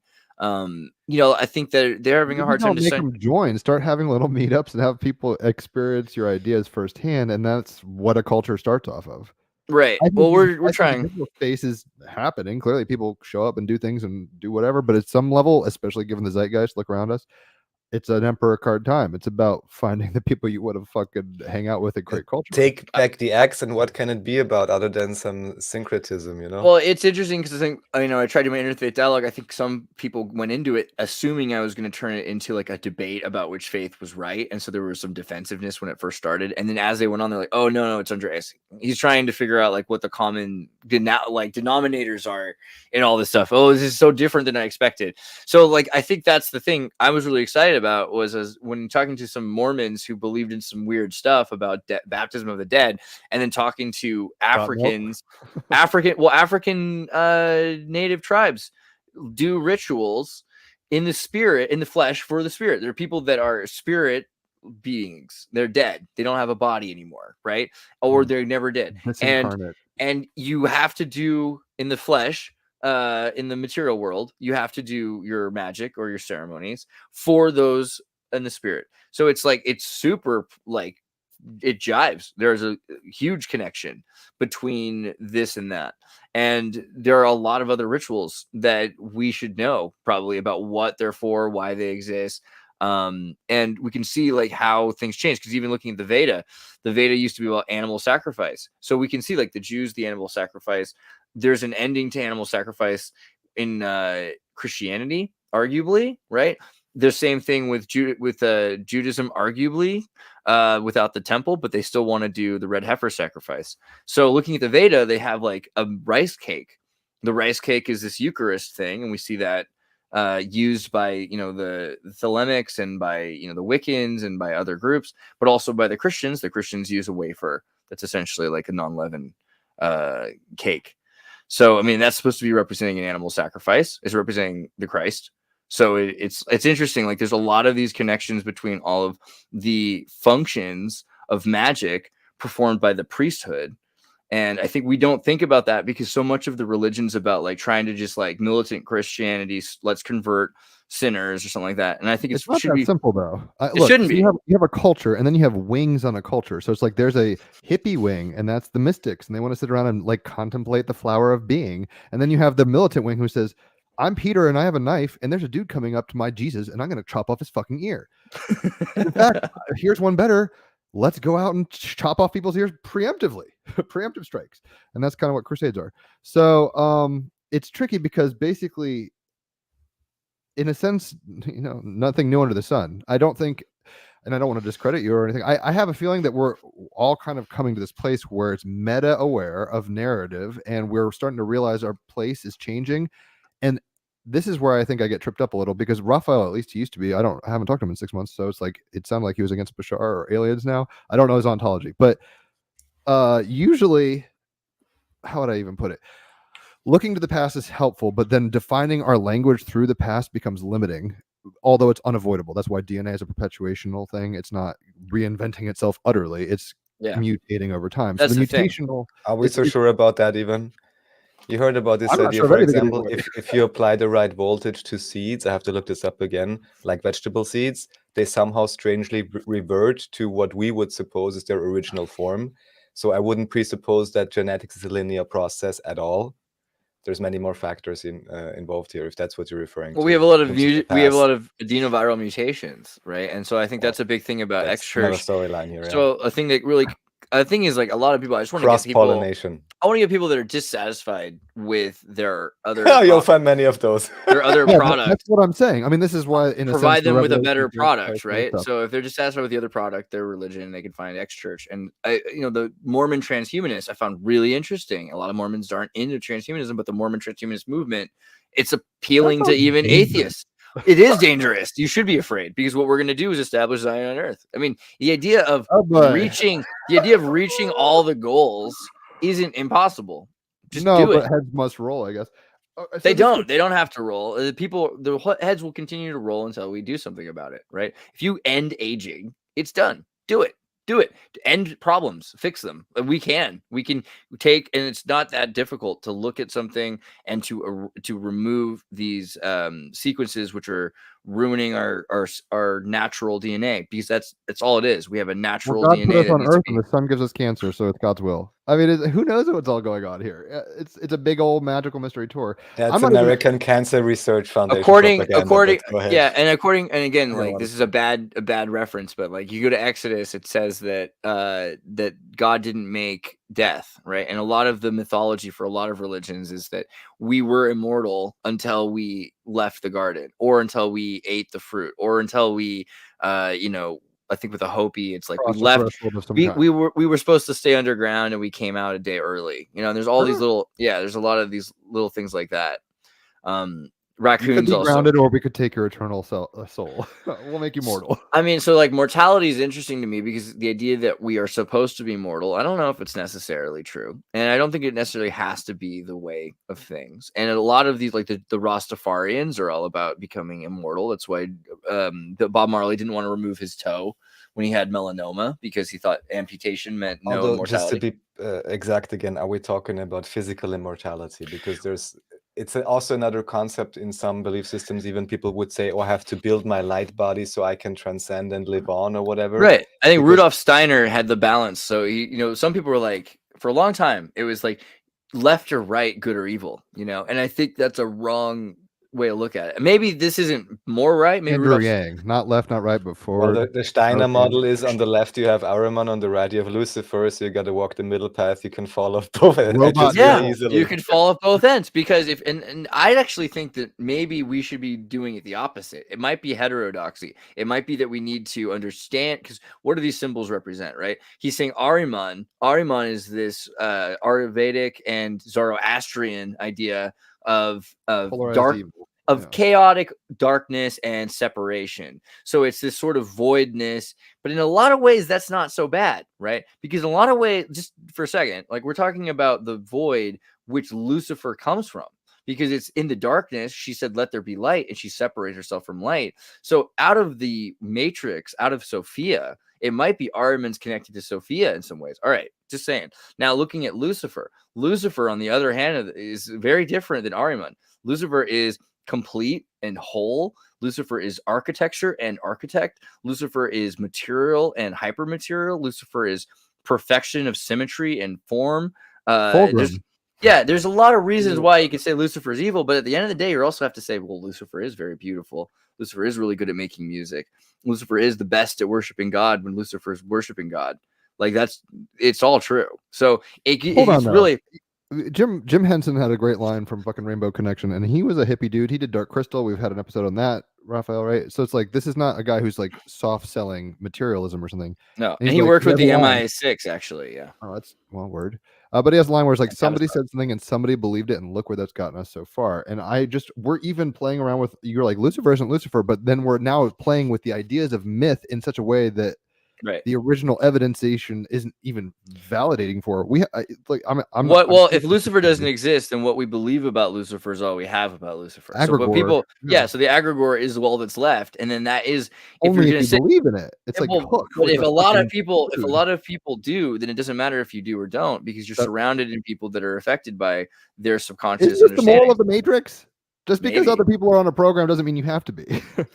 I mean, you can rehack the program, but you have to like show it to people so they can break it down and they can figure out what they actually believe about a thing. Okay, so you want to know something funny? I just had my there was something so Jim Henson, the reason I quoted him was because even if we were to say, oh my God, look, because there's really good texts if people are into Christianity, like the Lost World of Adam and Eve and the Lost World of Genesis are scholarly texts about the literal, first century Jewish thinking or what are early Jewish thinking on these things, and it's taking it seriously. So if people want to do that, it's like there's chaos, order, disorder, and chaos basically. So like, what does the snake represent? This gets into Petersonian archetypology. The reason I'm saying anything right now is because we're playing with ideas as though they were true, which lends credence to the participatory feelings of it. I mean, I have a feeling, let me put it this way. If somebody who's like, I'm a ghost hunter, they're going to probably have a whole lot of paranormal experiences because they're setting themselves up within the framework of their beliefs to experience this. Now, it doesn't guarantee it and it does not negate it fully. It's just you allow the language in and the program kind of runs with certain syntax. Yeah. I would argue it's probably better to like expect miracles. An Egyptian high priest kicked out of the fucking culture, who was a Jew, so the story goes, Moses wrote the Pentateuch, which is the first 5 books of the Bible, which Mormonism is fucking around with. Judaism is rooted in. Abrahamic religions clearly are all stemming from this pharaonic thing, as Raphael would say. But it's like, and I'm not saying it's not true. I'm not an atheist. I've met Egyptian deities on DMT, but just because someone says it and we believe it doesn't make it true. It's real. It's not true. And I'm kind of getting to this place where it's like you're really definitely setting yourself up to ride some waves, but like, okay, so full extent, like back simulation, it doesn't matter. Like all is one, holographic multiversism, kind of what Raphael used to get off on in our podcasting for the first 300 episodes, right? Yeah, but it doesn't matter. Then isn't it better to focus on miracles than ghosts or on? Nothing's better. It's both. So it's like what you know. Well, it's tricky because the conscious mind will focus on what it can understand and then play with those ideas. But there's miracles are supernatural, right? Supernaturalis is this idea that it's beyond our explanation. I think looking for that, looking for things that are beyond your explanation is good. Then you the can Renaissance perspective was beyond our imagination, and then all of a sudden we evolved it. Science happened because of miracle. Searching for miracle and looking for miracle led to understanding. Mutation occurred. Mutation over a long period of time, given culture, allows for these belief structures to even have the gravitas they do. These egregores run around like American gods. That's another. Believe in them. That's another thought altogether. Whether or not the bicameral mind evolved, which I think is a very interesting idea. Like the presupposition that like mushroom Christ story, the Eucharist being the idea of the mushroom Eucharist. Like to be fair, like you look at Czech art and you look at Chinese art and you look at there's a lot of precedent for mushrooms and Christ and this idea that people in the Well, in Buddha and in Zoroastrianism, Manichaeism, and even Saint Anthony, saying he That doesn't make it rejects true. It just makes it a real effect of these psychedelics. And I'm not a that material the reductionist. the, That the shit's fake. idea though that at one point it was almost there's certain kinds of people that are had genetic dispositions to constantly be tripping, and you bred them. You know, like they became a caste. That's what the Jewish people are, possibly. Well, Peterson's whole thing was they have a deviation in their basically right. brain. That's also, and Seth brought this up for recently psychopaths. because Seth, being the grandnephew of Joe Smith, he thinks that he has a genetic disposition for seeing things or something, and maybe that's and he's taking it from a very atheist perspective, which I think is like really kind of sad, right? Because if you could take the opposite approach, is I have something divine revelation, and you're no disorder, mental disorder. That's what we're gonna call it. I just want to say it's an aberration, a mutation of some kind. So we can probably say that clearly. But I see, think because disorder is such a it's not a nice way of saying baggage. It's got baggage. Just say chaos, say Eris, say discordian or something. Or Discordia. Dada. It's like I'm a Dada psychology Dadaist. Something that really like shows you love chaos. I don't know, because if you don't love chaos, then you're gonna hurt from it. I think it's the sad thing from it. But that's okay. the lesson, though. It's like, look, the Sith exist, but don't. I'm wearing a Star Wars shirt. The Sith exists. Don't fuck with the Sith energy, but don't say it doesn't exist. Yeah, but so wait, revelation. Earlier we were saying something about like genetic disposition to revelation. I forget. Well, I mean, that's kind of, the Hopis can maybe see things because they're tribes. Oh, okay. So here's the deal with the bicameral mind. So you look at dolphins, and dolphins sleep, but they don't sleep, right? So they have like unicameral sleep, so they can be awake all the time. They kind of sleep like cats a little bit, but really they're awake all the time because one brain can be sleeping, one hemisphere of the brain can be sleeping, while the other hemisphere is awake. So dolphins are just constantly moving around.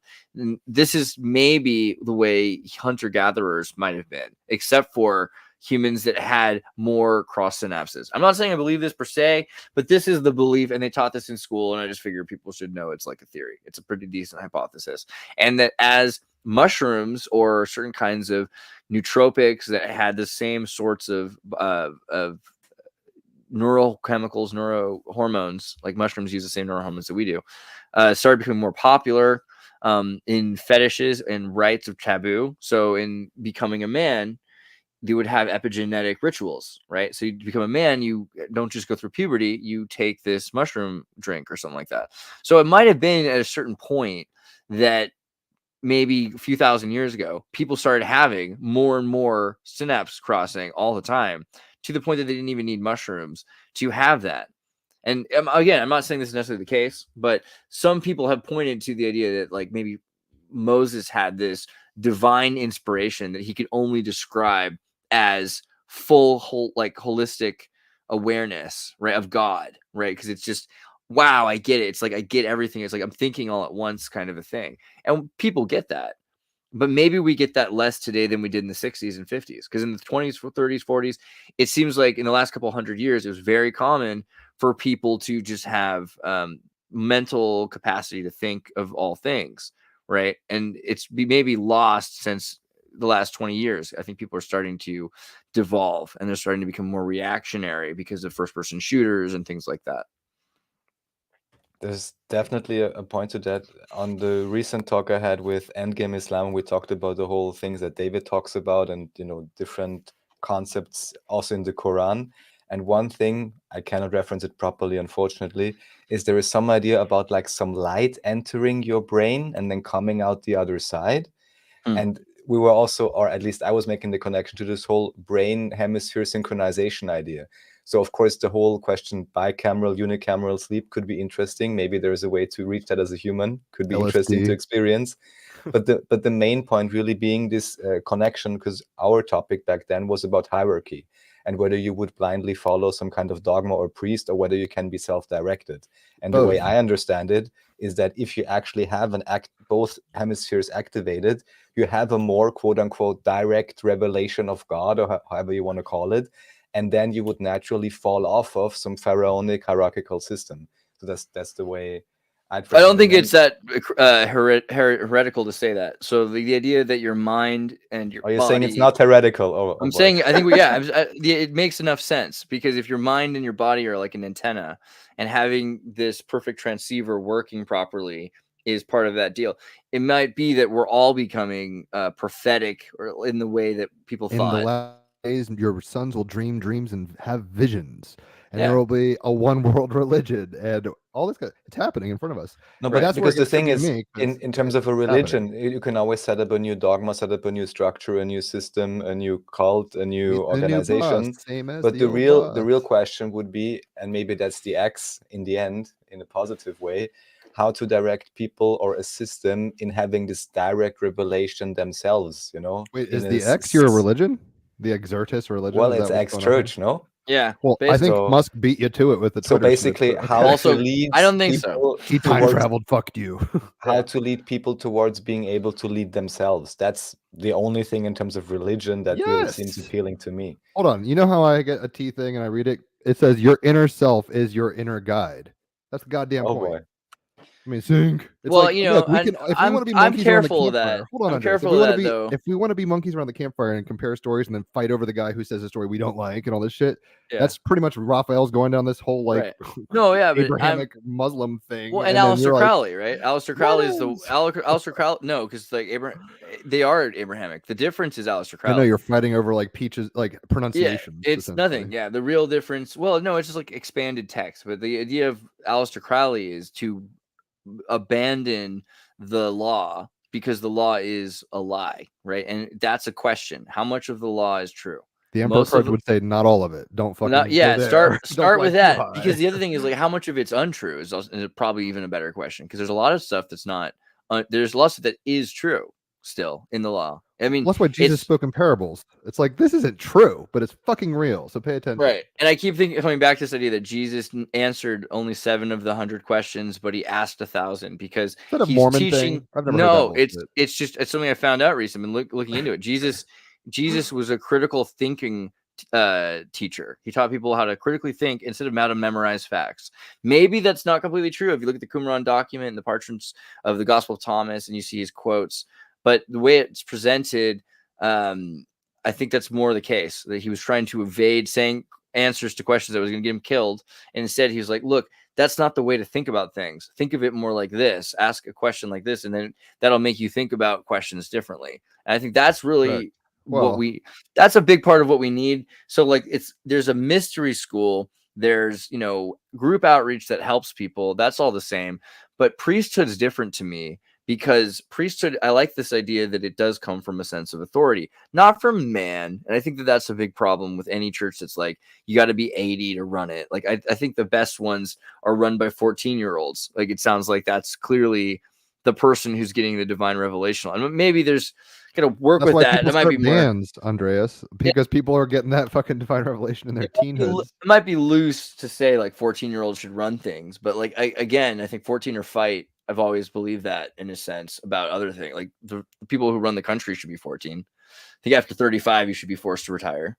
So Look at Zach De La Rocha or whatever. He used to rage against the machine, probably from 13 to whatever, 40, 35. Yeah. And now he's like a politician. He's doing the work, Emperor card in the ground. He's not just shouting at, well, his guitarist buddy, who's a Harvard kind of cool, Yeah. you know, mixed race dude. I forget his name off the top of my head now. Fuck, this is going to piss me off. I'm a guitarist. What's his name? from which Tom band? Morello. Tom Morello. Oh, yeah. He's a fucking stormtrooper on a guitar. Anyway, he makes some serious noises, but he is not giving up. I mean, I can't speak highly eloquently on his political activism, but clearly the singer for Rage Against the Machine has gone into efficacy of belief. He is a person of the people now in the political system. He's Whereas- obsessed with he made people get vaccinated for his concert. It was sad. Wait, what? Yeah. Tom Morello? Yeah. That was like the other dude too, Foo Fighters. Yeah. And this is the 100%. bifurcation of the Dolores Cannon thing, but whatever. It's like, do you want to be Death Star or do you want to be Ewok Village? I think And the they're all point same. the point though, the field. priesthood to me is like you've got like, so I don't know, also growing up around Rosicrucians. So the Rosicrucians have all of I'm these. not surprised you've come out the way you have, by the way. It's Yeah, like yeah. you have been dipped in every fucking color Easter egg dipping. It's true. dye. Yeah, as a baptism, as an Easter egg. Yeah. So, but That makes differentiation of color very difficult, Andreas. no, I'm Little Miss Lady Rainbow, bro. Like everybody else they think they're this particular. white. Everybody thinks they're this particular hue. It blows my mind. Yeah, All the Saruman colors at Mormon once. was- Saruman yeah. the white. You read It's the like, book. You fool. You That gave came up with it. thing. You Good can't job. do See, that shit. illiterate fellow over here, everyone, ladies and gentlemen. But yeah, so I think that we need a priesthood, or we need 12 tribes at least. You have to have different kinds of priesthoods, and you have to have a priestesshood. Hold on. So the 144, that's just 12 times 12 is 144. It's Yeah. what you're saying is what we're experiencing. Hey, guess what, kids? We're here. It's like, hey, we have zodiacal awareness, and then if you multiverse that, Yeah. you get it. You get the fucking promised land. There's So we're there. there's specific things that priesthoods do though. So like the Rosicrucians have a thing where it's like the keys, and I like this idea. Like the keys is you got the keys from the saints, and they perform miracles. Miracles are supernatural. Then they hand the keys off, so it goes back, right? So the ceremonies are handed off as the keys. So it's not so much like Burning Man, or like it's all right when they're doing this creation of new things. And it's important to update things, but there's something about the ancient thing that's carried on, and you don't want to lose that. And we're at a very particular point in history where either all of these things are about to be lost, or they're going to be saved. And I think this is the way to save them, is to take them seriously, to adapt them with atheists who believe in science, and with metaphysicists who believe in Mormon? spirit. I'm ex-churching right now, super hard. I don't know how they think about Jesus, but he basically said, "Don't sweat it," more than most things. He's like, "Fear not, fear not, fear not." It's like, so when we're like, "Oh He my said God, a lot of things. He didn't gotta just do say so much that. crazy." Okay, but if He also act said he like came with a librarians- sword to divide families. Oh, Ace of Swords in the bottom of the Yeah, deck. he did a I lot come of here with a stuff. new perspective, is what he said. Yeah. I come here with a I perspective think that's lazy. to divide people. I think lazy Jesus is kind of a dangerous philosophy, but I also don't think that he spent the whole time waiting to die. And I think that also changed his perspective. He's like, dude, it's chill. It's chill. And he's like, wait, it's not chill? Oh no. Oh gosh, these people suck. And you look at John the Baptist and what like was already going on before Jesus. Like John the Baptist is teaching people about atonement throughout washing instead of killing animals, because he's saying, look, you really He's need updating the to map. you have to get over your piety, and you have to like realize the Armageddon's coming. And so He was there's a movement coming right before this, and then the churches broke up. I'm sorry, the temples collapsed. Israel's broke, so everyone's sent out of Israel. So you all of a sudden are adapting this to Hermetic thought, to Vedic thought in India under St. Thomas, in North Africa to Berber thought, in Spain under Paul.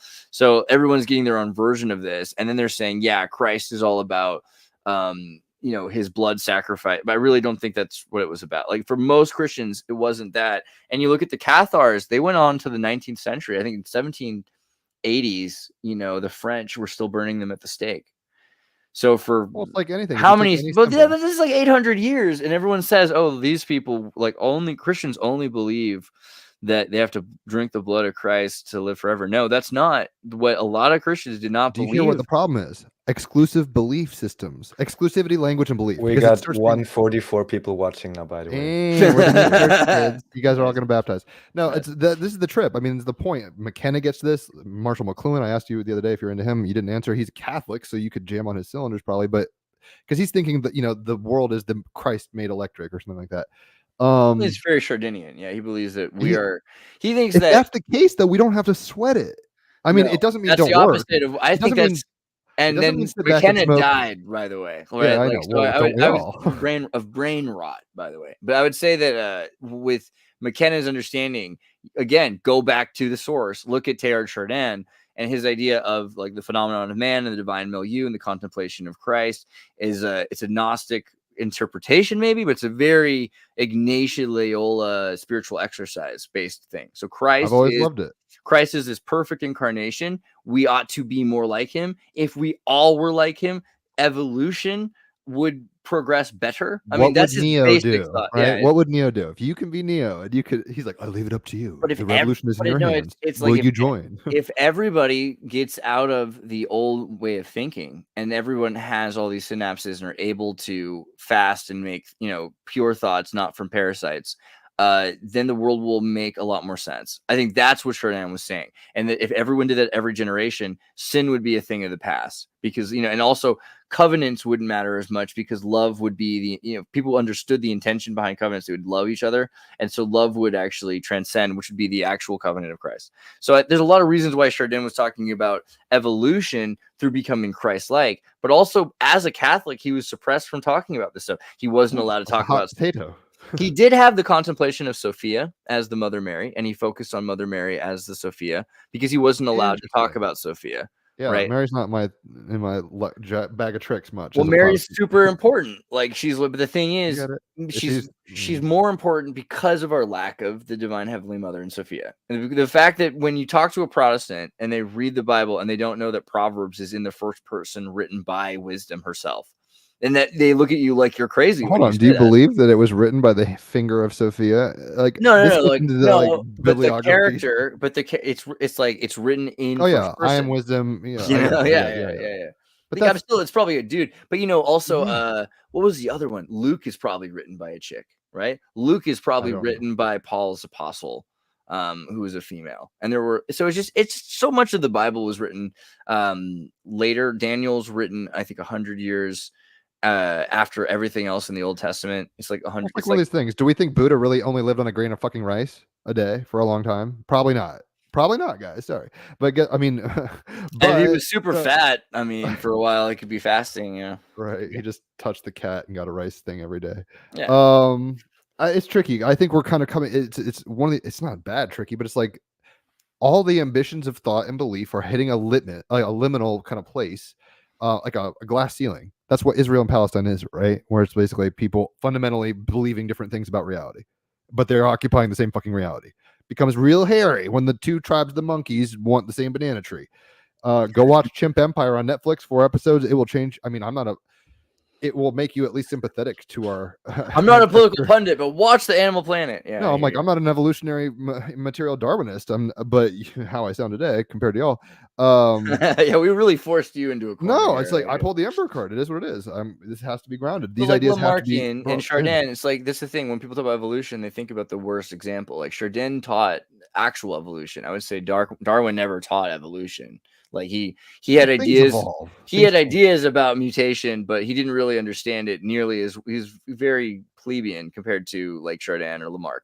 And Lamarck's plebeian compared to Chardin. Like Chardin, I would love to see Chardin's opinion of Chimp Empire on Netflix because it's literally gang warfare, and you see how we are, and then you look at whatever Ukraine or Palestine and stuff. It's like, hey, guess what? This is what the microwave looks like when you leave it on for a few thousand years. Jim, I would say I have some interesting stuff I'd say about Josephus because he wrote a lot of stuff before the version you've read, right? Like, so the version that's popular has supplanted in it like parts where and he was most surely the son of God, Jesus, and he had a crooked back. You can see very easily like where they added stuff to Josephus, and you can see who actually. I think I've got a doc that talks about who added to Josephus all of like the militant Christian quotes, but Josephus is pretty important.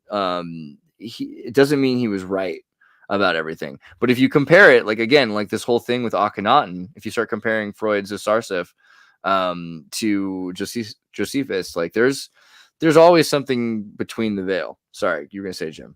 I wasn't saying shit. Oh, okay. I mean, I just do what I do. If a question comes to mind, I'll ask it.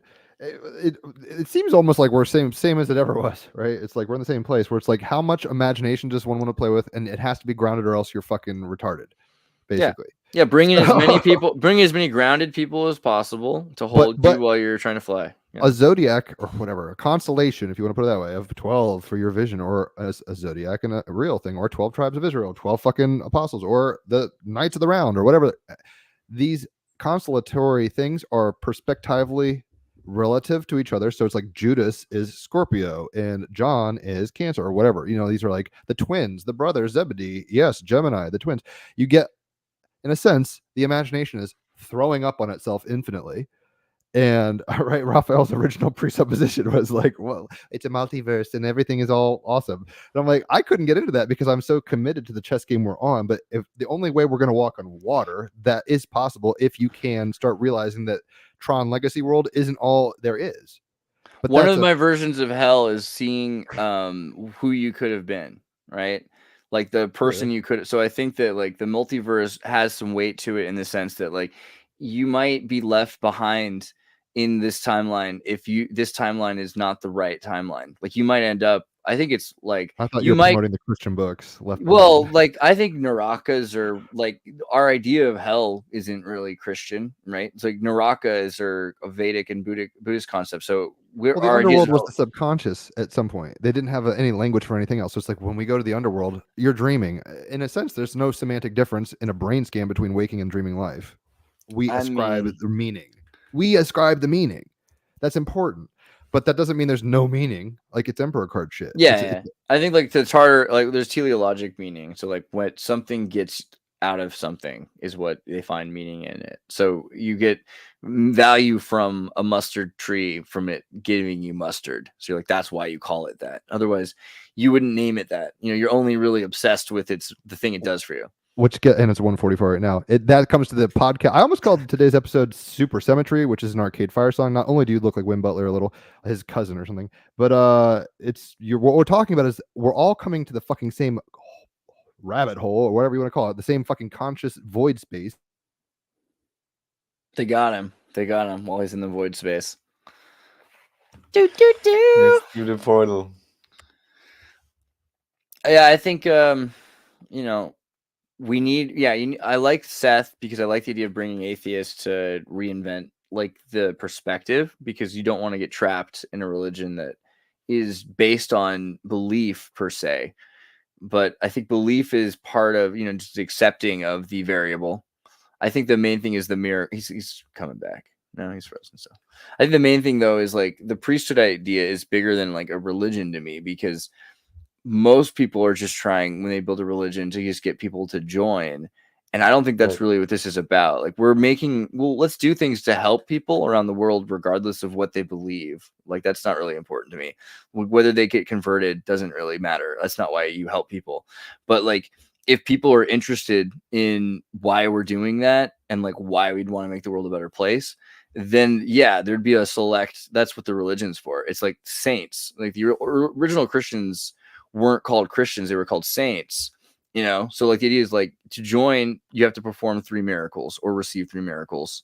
It's not an easy thing, and it has to do, it's easy enough if God wants you to do it, or if something supernatural happens, It's a game you want to play, or if you're a scientist who invents something. There's supernatural, there's ways to cheat the system, but like, I think me and Rafa have switched spots ontologically. I think he sounds more hardline, and I've come to a place of like openness. It's funny. It's funny to me. I think you're presupposing too much, Jim, but it's fine. Well, you're the one I'll the other leave day it who at said, that. I don't believe in sure. I got cut off because goddamn That doesn't mean anything. Okay, true. There's multiple layers.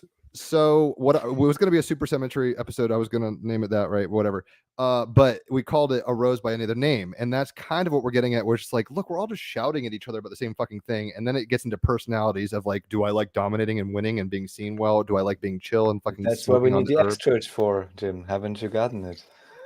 Well, I think maybe my future self is already a member. I don't know, but yeah, it seems seems we're part of me thinks maybe this is one a of very the helpful saints, conversation. Well, obviously, but Yeah. the point is, fuck that. At the same time, I look when the right. That's the thing. That's what I just said. We're not here to like force other people. That's part of the to believe attitude, these things. Jim. That's why your future self is already part of it. Yeah. the You already brothers got Zebedee, the the Thunder Brothers, right? Yeah. Jesus' disciples. They've been with Jesus for like 3 years, and I'm just gonna go with the mythos of the Bible is accurate, and we can trust. Like, I think what we should do, like, first thing, like, if people ask, like, what do I believe? Like, I believe we should like cure like diseases. I believe we How should bold like of you. help. Yeah, right. Like, I believe we should help people not need pharmaceutical drugs with OCD or with Parkinson's disorder. We should teach people how to deal with Tourette syndrome. We should help kids who don't Let's have do it. adults in their lives. Yeah, I believe in that. In that apartment too long, my friend. Let's get on the streets and make some shit happen. Right. And so like the thing is, it's funny to me because like I like that about religions when they focus on those things. And then so when they get deeper into it, it's like, well, you don't have to do any of that stuff in ours, because our thing is more ambiguous. But if you were interested in doing those things, we do have those things, because we were talking to all of the priesthoods from all over the world. It's like there's a Hufflepuff. It's Hogwarts. Hogwarts has sex. Dumbledore doesn't have to have all the answers necessarily. I like the Jesuits. The Jesuits went around the world originally and just got everyone else's religious icons. Let's do what they did, but before they got crazy. Do it in a bit of a different way. But what I'm thinking of, couldn't it be said that the true virtuous, the display of virtue or actual religion is in action, And that's where probably you could get indigenous elders for sure, but probably also many of the non-corrupted leaders of any other religion to agree upon and say, okay, we all want to do, for example, charity, or we all agree on this and It that would thing. piss off a lot of a lot of the Pauline Christians and a lot of Pentecostals, like they're gonna think this is super evil because I'm just explaining why. Because I think people are like, why? Why would they think that this is evil? Look, we're trying to if help a monkey people. doesn't want to get in the boat that's leaving, I just want to explain on though, their own. like the idea that we're saying, hey, we're gonna make a group here that's all about helping people because we believe helping people is important. That's not what everybody believes. Some people believe that Jesus was murdered so that you don't have to do anything. And it really upsets them when I say this stuff. Is there a name for this? Because I heard this and even real life examples, and I was like, "What? How could someone even think that?" What's the term? What scares me is I think most people who think themselves Christians believe that they're Christ murderers. They're advocates for the murder of Christ, and that's not what this is going to be about. I'm sorry. Like, I'm not saying that I'm not cover your bases and not be martyred up front. Well, I just want people to know because it's like that's like I'm not hanging on a cross. No, I mean, and only if it's shaped like an X. That's not what I'm saying. I'm not. And if you put that guy up on a cross, you better get another one ready because you better put me up next. But that's not what I'm saying. I'm not saying that because because I think this is a big problem. I think that a lot of Christians, they were taught only about the death of Christ, and this might have led to the militancy of Christ. People wanting to be like Christ, but only knowing that Christ died, then they want to die for God. Instead of teaching people what Christ did for like 33 years before that, which was he lived for God, right? Or lived for you, or whatever you want to call that. Like this idea of trying to do something for other people your whole life. And it seems pretty awesome because he got to travel. He got to wear this cool white outfit. He got to eat with tax collectors and prostitutes. He saw a lot of interesting stuff in his life. Don't get me wrong. But like he gave up very little, arguably. He just gave up everything. I like it. I like that. I like that whole thing. I want to focus on that, not on the idea that you can be a pedophile because Jesus died. Right. I think that's really broken. I think we need to get rid of that as a thing. We need to get that's a bad way of looking at Jesus. You can do these things in greater, he said. See, I'll play with Christians. I haven't given I like that. But it's like a lot of people are just fighting over the language stuff. So it's like get to the dare I say I help with metaphor and breaking it down. It's like, y'all, like there's ways to talk about this that doesn't need to get blood spilt. But if people take their fucking beliefs too seriously, if you hold on, that's the Buddhist thing. Clutch too tight, you crush the flower. Even if it's pretty, it's like, holy shit, y'all, wake up and live. Act like you know, as this motherfucker would say. Yeah. All I know is I don't know nothing. I think Socrates, we know a little. Socrates said that. He knew enough to enunciate that verbally through a language. Yeah, that's true. So it's like, we play games with ourselves and idealize these Stoics or anybody. It's like, oh, they were so this. It's like, guess what? Jesus had diarrhea at times. Guess what? Mary, whatever it is, Mary was a fucking. She yelled a lot. Dyslexic. She threw her sandal at Jesus. Right. Yeah, Muhammad first sandal. Probably was. I don't even want to speak about him because his followers tend not to get jokes. Good idea. Yeah. I do want to have straight up David Ewing Jr., me, you, us four should hang out sometime in Manchester because he won't do much beyond selling his books, I guess. And I'm like, y'all, you can't just hide behind the fucking lemonade stand anymore. This isn't going to work. Ideologies suck ass. And look at Palestine and Israel. That's where you go. Well, so you have to like play with games and not I respect that he doesn't want to put out anything other than the few things he puts out. He's too professionally minded. Yeah, if you're trying to put out a perfect message and you want it, you want people. He doesn't want people to know him. He wants people to know his work. I don't care that his family does business in China. No, let's hang out. He doesn't want anyone else to be confused about like the message he's presenting because of him in his life. He wants it to be people ideologically pure. It's a good way to like if I had done Emperor card, man. If I had done that, you couldn't. Who knows where your parallel self is? You couldn't do that, Andreas. You did. Church already been built. Yeah, you couldn't do that. It's not in your cards. I don't know his chart because maybe I do. I forget. We were going to have him on the episode a few times. I mean, that's your whole dick you're writing on that one, right, Raphael? But he's never been on TRH because he basically wouldn't talk about his life, which to me is problematic. It's like, don't throw fucking 10 commandments at people and then not explain your origins. It's not about 10 commandments, Jim, and I have to Pharaonic say, triggers. Unless you know about the content, please. I don't. Yes, then don't infer. Don't be butthurt. Don't be butthurt. No, and that's the whole thing. That's the whole thing that Andreas. This is a good example. this is religious warfare because I've spoken against your prophet. You're gonna bring the sword It's to me. not. And I'm like, I'm just telling you. No, no, Jim. I'm no, saying before you know what it's about. Yeah. oh, But there's don't at talk least about there's it at like there's this. at least 50% of the audience that agrees with both of you. they love So it. that's Suck what on I the think tit is all day, man. is Sophia interesting. comes in many forms, it seems. By the way, when I was in Switzerland for a year, I did this thing and it was cult like because people fucking loved it and adapted it. You can have it. I'll give it to you.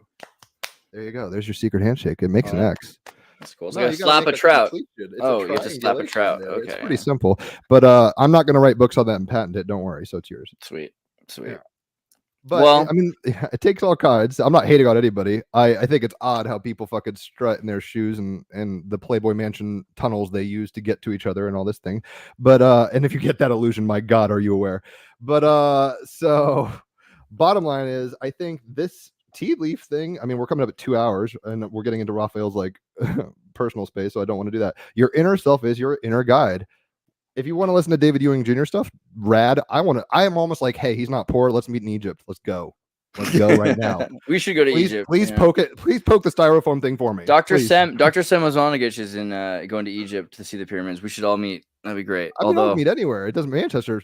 Fuck yeah. that would be whatever, the fuck thing yeah. I'd like actually is Osmanagich and Vienna. and I'm coming through, Ewing, bitch. because I'm Osmanagich coming and through. Ewing both have really strong beliefs about their realities. How So big it'd of be, them? and their realities are very like Yeah, different. that'd be really cool to have them talk Yeah. actually. if 'Cause, that like, were they possible. believe if you can pull in- that off, Andreas, that'd be They believe amazing. I just in thought about that, entirely yeah. opposite things being completely true. And I've so shown you it'd the be really way. Just interesting. have interviews like I do, Yeah. and you'll be fine. You'll fly high, my friend. But you gotta do it for like an hour. Get their fucking bio. Don't just jerk off on fucking fantasy stuffs. Ewing Do that in the Jr.'s second been to hour, every second hour. city, bro. He's been to every place. He's That's like, his party chip. Yeah, He bro. plays that hat a lot. He's like, Yeah. Guinness Book, and I'm like, word, travel with us. well, yeah. We'll see. It was a one and done. It was for the record book, not the Team Rabbit Hole. Yeah. We'll see. But probably not Raphael. I could just tell is shutting down emotionally on this one.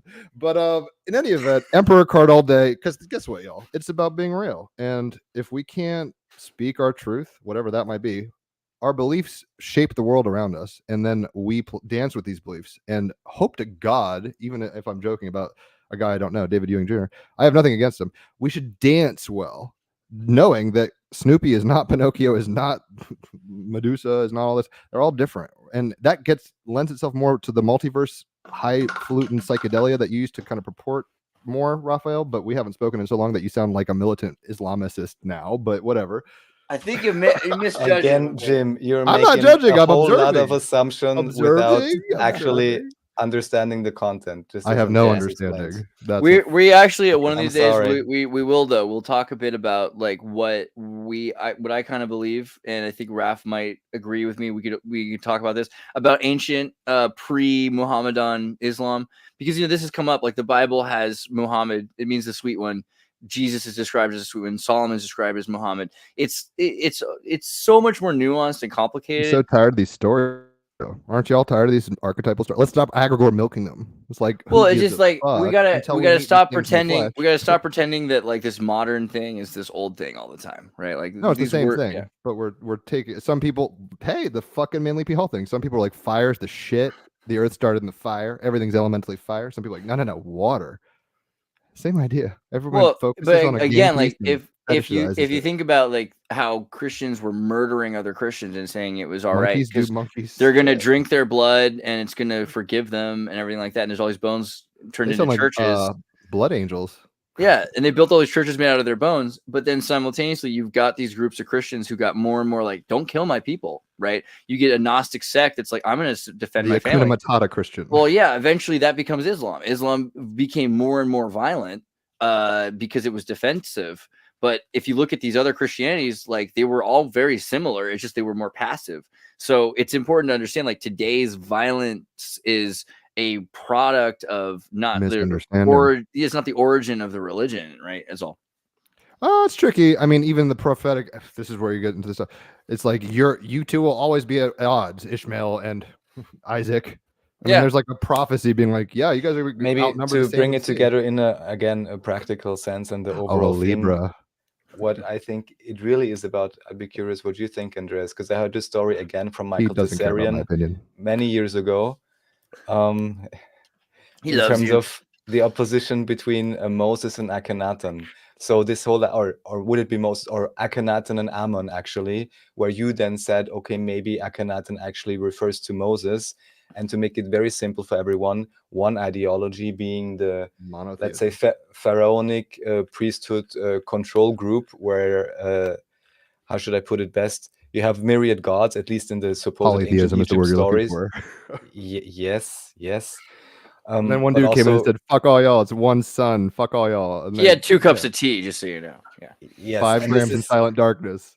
And whether this basic ideological opposition is still continuing to this day, and no matter what label we put upon it, that's the real differentiation or opposing forces, if there really are any.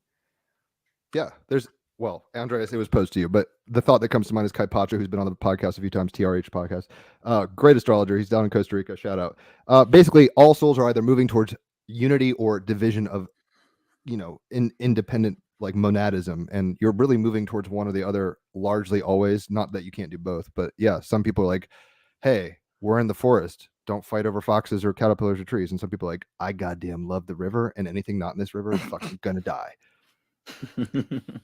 Well, you know, again, you yes. could be. So yes, Raphael, it's a polarity toroid. You could be you could be hyper obsessed with the material. You could be hyper obsessed with like the empty chaos. But it's probably like it's probably like a tug of war, and you try to like stay in the middle and not get pulled into either. Supersymmetry.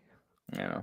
Arcade Fire, Supersymmetry. I'll check that out. Anyway, we've hit that 2-hour mark. Raphael is probably at his limit with me, and Andreas, as always, is. I'll invite you guys on later, though. I'm going to do a show Wednesday Ultras tonight, so Gun Wu is going to be talking about. I won't probably be there, but that's the guy's name. I asked you who that Asian dude is because I was like, he's woke and cool. He looked like a goddamn FBI agent in the dark. What the fuck? I was like, where is this Matrix operator? He's not super stoked with his time in the military. He was a military kid? Yeah, I think the black mold, like he thought like if they loved him, like he loved America, then they would have gotten rid of that black mold. So, I mean, I think that kind of soured his opinion, but that's okay. He's a good guy. It all turned. So you're doing a show, I guess, after this. Yeah. Obviously, I don't know if this went the way you wanted it to, Andreas. I don't even know if we got into the time. It was a team rabbit hole if there ever was one, right? That's exactly how they go. You put like the cards up. You want to do more cards? For sure. Yeah. It was one of those for sure. But obviously, if there's any like parting sentiments, you guys do a lot on your own, so plug yourselves. Doubt you need to. But my last thought would be, guys. I mean, the T fucking says it all. Be an Emperor card, right? But it's like, look, your inner self is your inner guide. It's all out there playing with you, but you just need to be quiet and still, and you'll find yourself. And if you want to see yourself like swashbuckling on top of a pyramid with a Mohammedan, go for it. I'd say if you haven't seen it, because it's not like a huge deal, but if you Facebook still, there's I'm the 44th member, bitch. X Church is a thing you can join. I wanted to be a monk, but I never got the chance. That red one is Raphael. He's a member too. What number were you, Raphael? You drank the Kool-Aid. A chance. That's pretty funny. So yeah, if you guys want it, you can check out X Church. It's not a big deal, but that exists. Is your I mean, I guess you get paid through that fucking thing on the top corner thing, but it's got a Hindu symbol in it. Is that intentional? which thing? Oh, you mean my QR code? Oh yeah, the QR code has it has Muhammad. That's Muhammad and Ali written 4 times in Kufic.